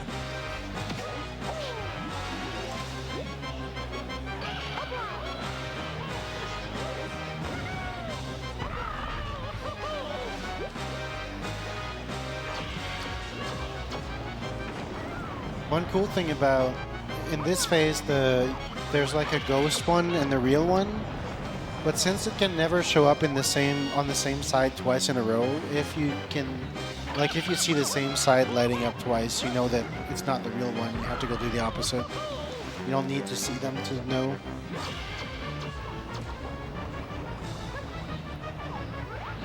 Yeah, it's interesting. Like, even though it's still ultimately random which side he pops up at, it's like narrowed down a little bit. And the odds are not evenly distributed either, which is really strange. Like, it's more likely he pops up the next spot over to the left than to the right in the first bunch of the fight.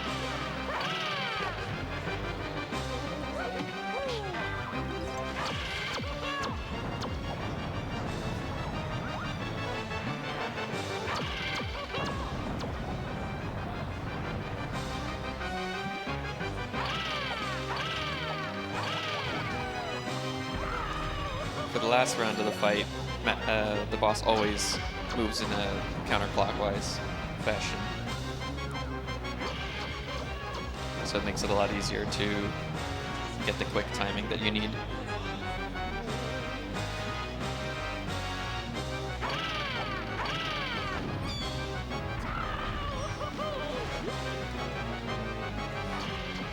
Also, we intentionally switched Kongs there, since we want to be Tiny Kong for the next section.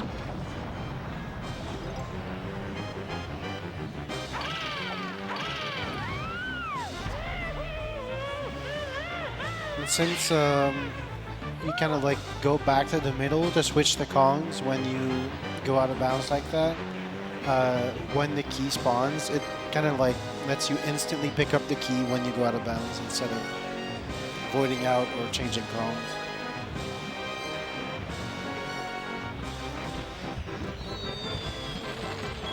I actually wonder what would happen if there wasn't a key there to pick up. Right.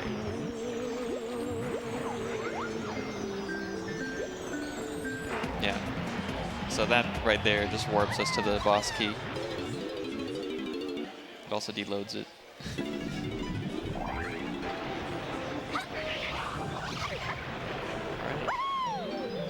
for the last golden banana, we are going in the trash can. Where we all belong. It's actually a decent pace, right? Let's see. An hour 52. I don't remember what my splits would be entering castle or leaving castle.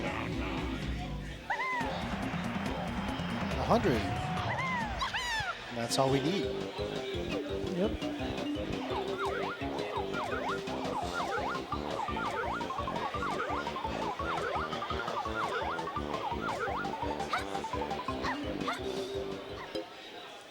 All right, so we're done with all the main levels of the game, let's say.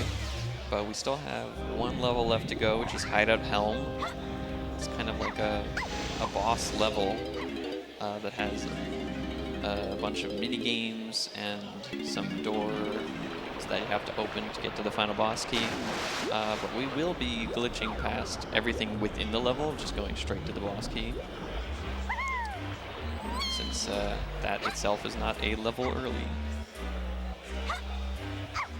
So this is the 2 keys moment, or as we call it, the turkeys, because there have been many times where a runner turns in key 7 and then leaves to go to Hideout Helm and sees, oh wait, the level's not open yet. You have to turn in key 6 and 7. Happens to everyone at some point. It's happened to everybody. Also, not turning in, not collecting key 2 in 101 happens to everyone. I don't think that happens to everybody.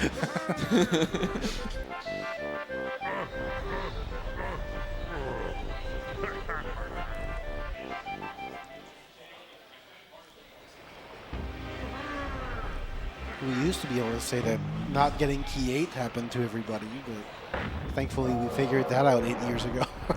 Yep.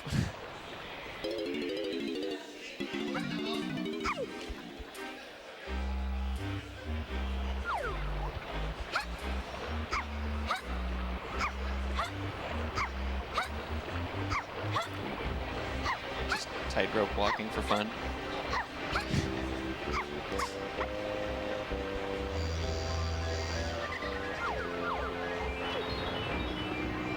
I think it'll be interesting to see if we make the 215 estimate. I think we're still on pace. I think we are, yeah. The other funny mistake people have made in the enter helm split is just Go out of bounds. going out of bounds in helm lobby to enter the level faster, because it's such a common thing to do in other categories. We're expressly forbidden from doing that today. Good that you did long jump this time, doesn't it?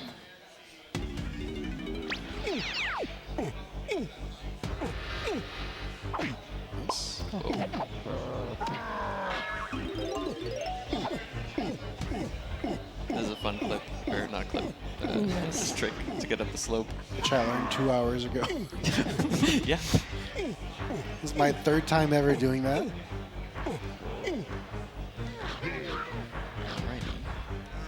Now here's a not so fun trick. Switch kick. Not so fun because it's very precise.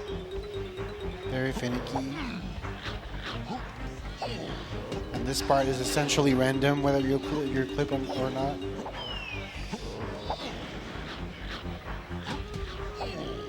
There we go, 3rd try. You got to see like what happens if you're off to the right, what happens if you're off to the left, and then we made it right through.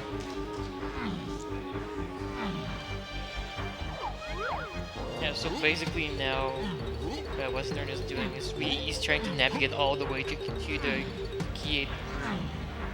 So he has to avoid getting inbounds, and also there's a bunch of like height boosts he has to do to like be able to reach certain numbers. Nice. Very good.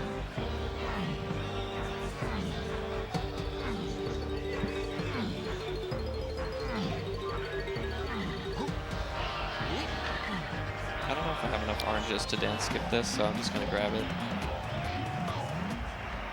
And look looking at the window so we don't get fake key. Yeah, and now you escape. Beautiful. Final phase walk.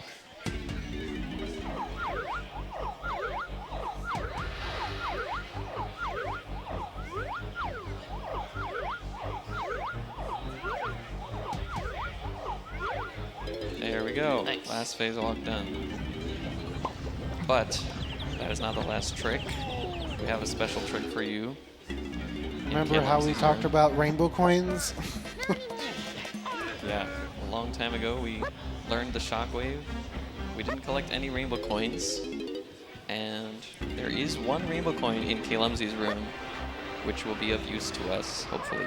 We also never turned in key 3 when we got that.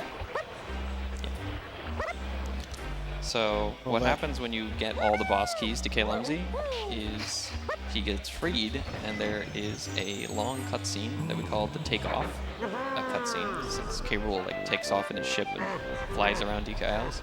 It's actually an amazing and fun cutscene, but it's quite long. So we are attempting to do takeoff skip here.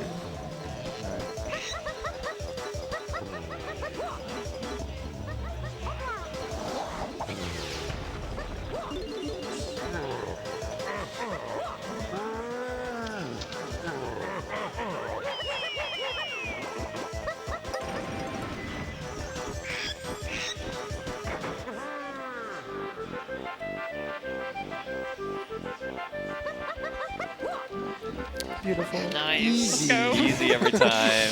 Let's go. So that sequence, Yeah, go ahead. basically, the first time you collect a rainbow coin, Squawks comes and talks to you, and that is a cutscene that can interrupt other cutscenes. So by making sure that we grab the rainbow coin, Squawks comes down and talks to you about maybe a second after you pick it up.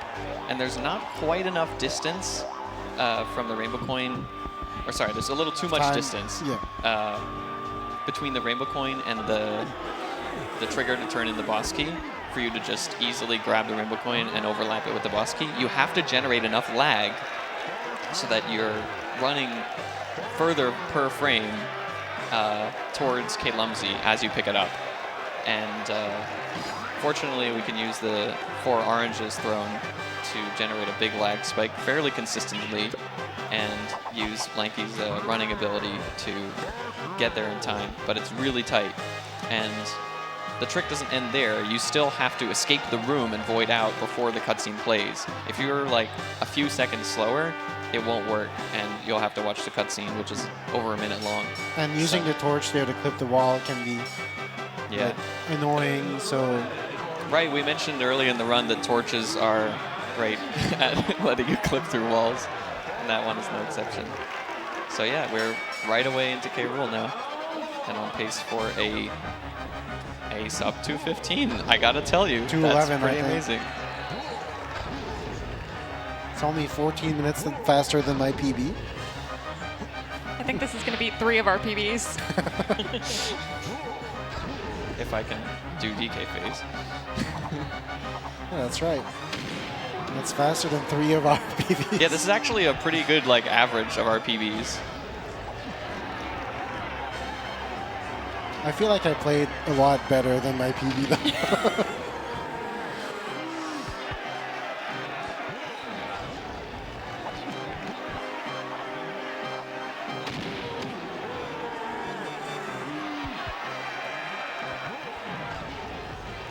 Oh, a little bit late there.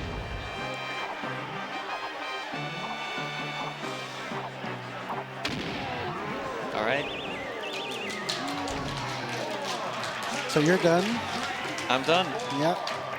Can no longer But affect that's the not outcome of the time run. just yet.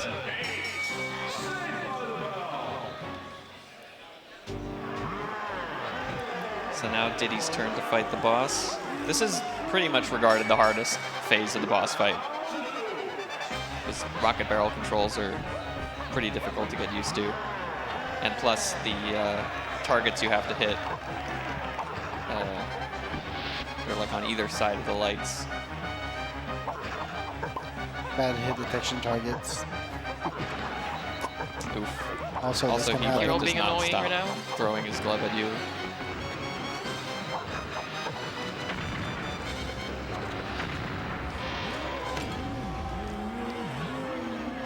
What we try to do here is get close to the corner of a light so you can shoot through and hit both sides at the same time. Yep, just like that. But if you get too close, sometimes you'll like land on the light and fall down, which you don't want. So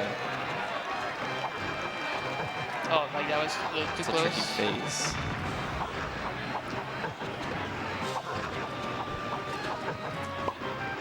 Thankfully, we have infinite health.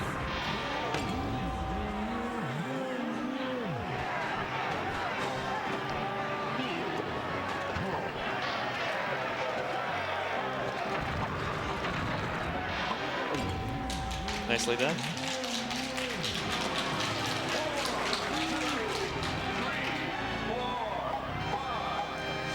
Lanky phase, also known as the hardest phase of the fight.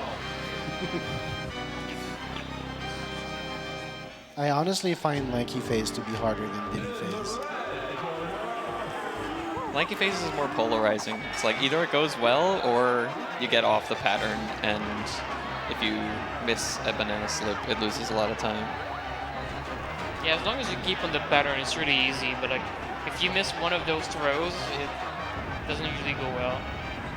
Yeah, whereas like Diddy's phase is just difficult to do quickly no matter what, but there's not like one thing that will lose you a lot of time. Aside from landing.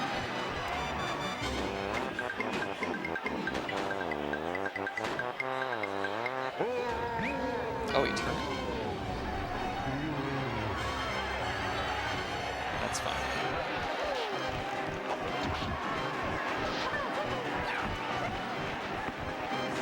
Whew. Pretty good position.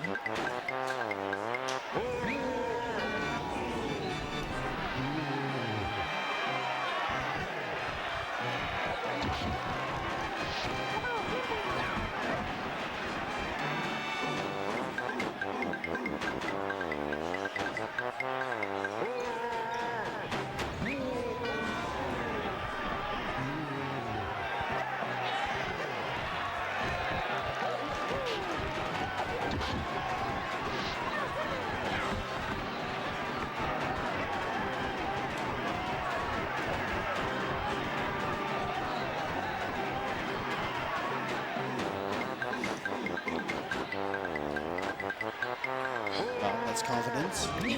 Handing the controller over before the end of the phase.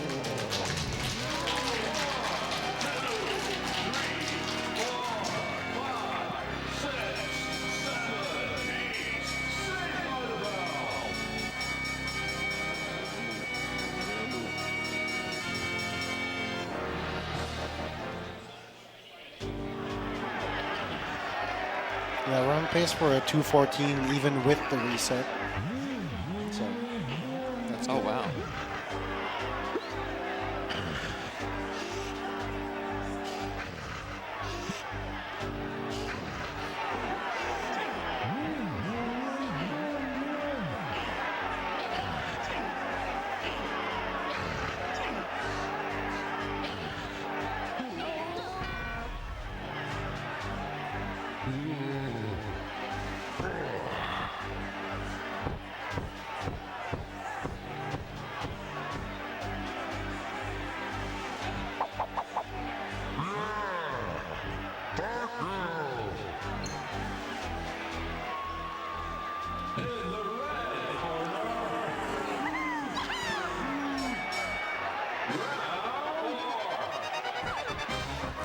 So in this phase, you're going to see a lot of walls and floors, a lot of lag optimization. This phase is all lag reduction pretty much. Yeah, the difference between doing the most extreme lag reduction and doing none of it is like over 20 seconds, I believe. Definitely over 20 seconds. That was like a really optimal landing in the mini monkey barrel too. So this is another spot where our rangers come very handy. Yeah, there's a surprising amount of lag inside the shoe. That's why you'll see her looking down at the floor as much as possible, and then using an orange to hit it instead of the feather bow, because a side effect of the main menu moves is we have a sniper scope, which actually creates lag when you're in first person using it.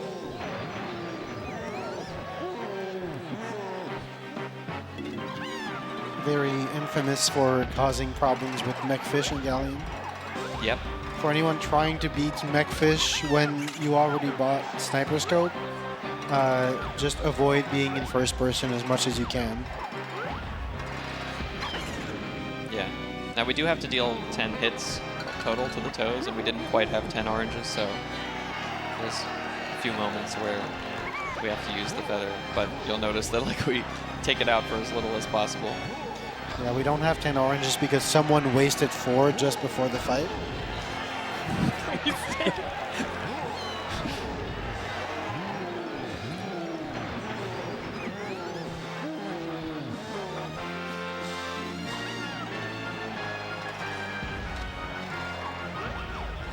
I really love K-Rool's music, especially in this part where it plays uninterrupted for a while.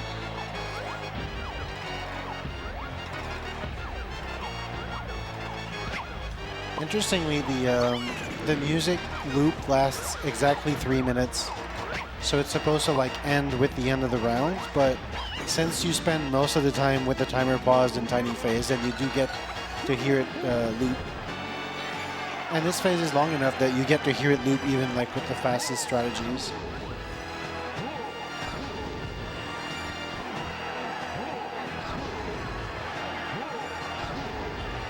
The other phases don't have any ways of stopping the timer, so that's unfortunate. Yeah, we got a pretty unlucky movement from K-Rool to block the corner we were at, which is just random where he goes on the last phase.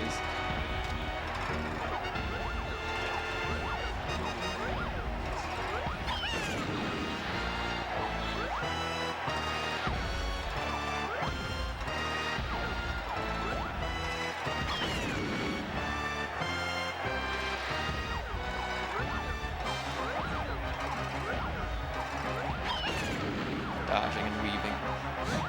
Yeah, trying to move the smallest amount possible without getting hit, so to not spend too much time out of first person. And yeah, Nicely that's done. the end of tiny phase. Take it home, Bismuth.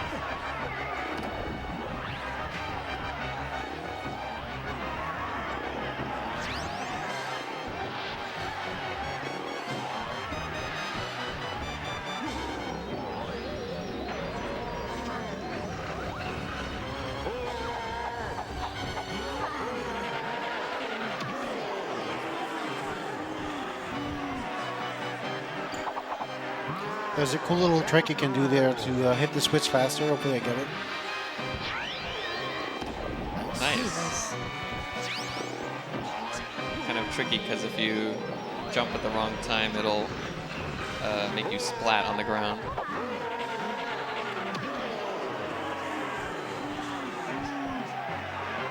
Which I'm sure will happen at least once.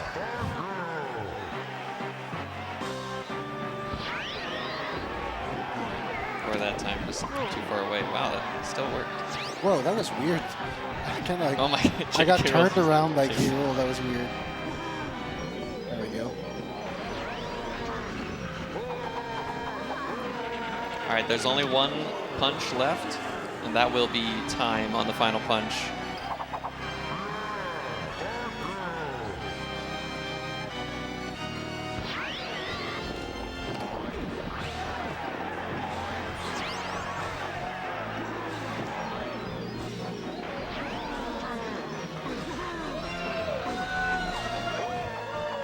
And Time. time. GG.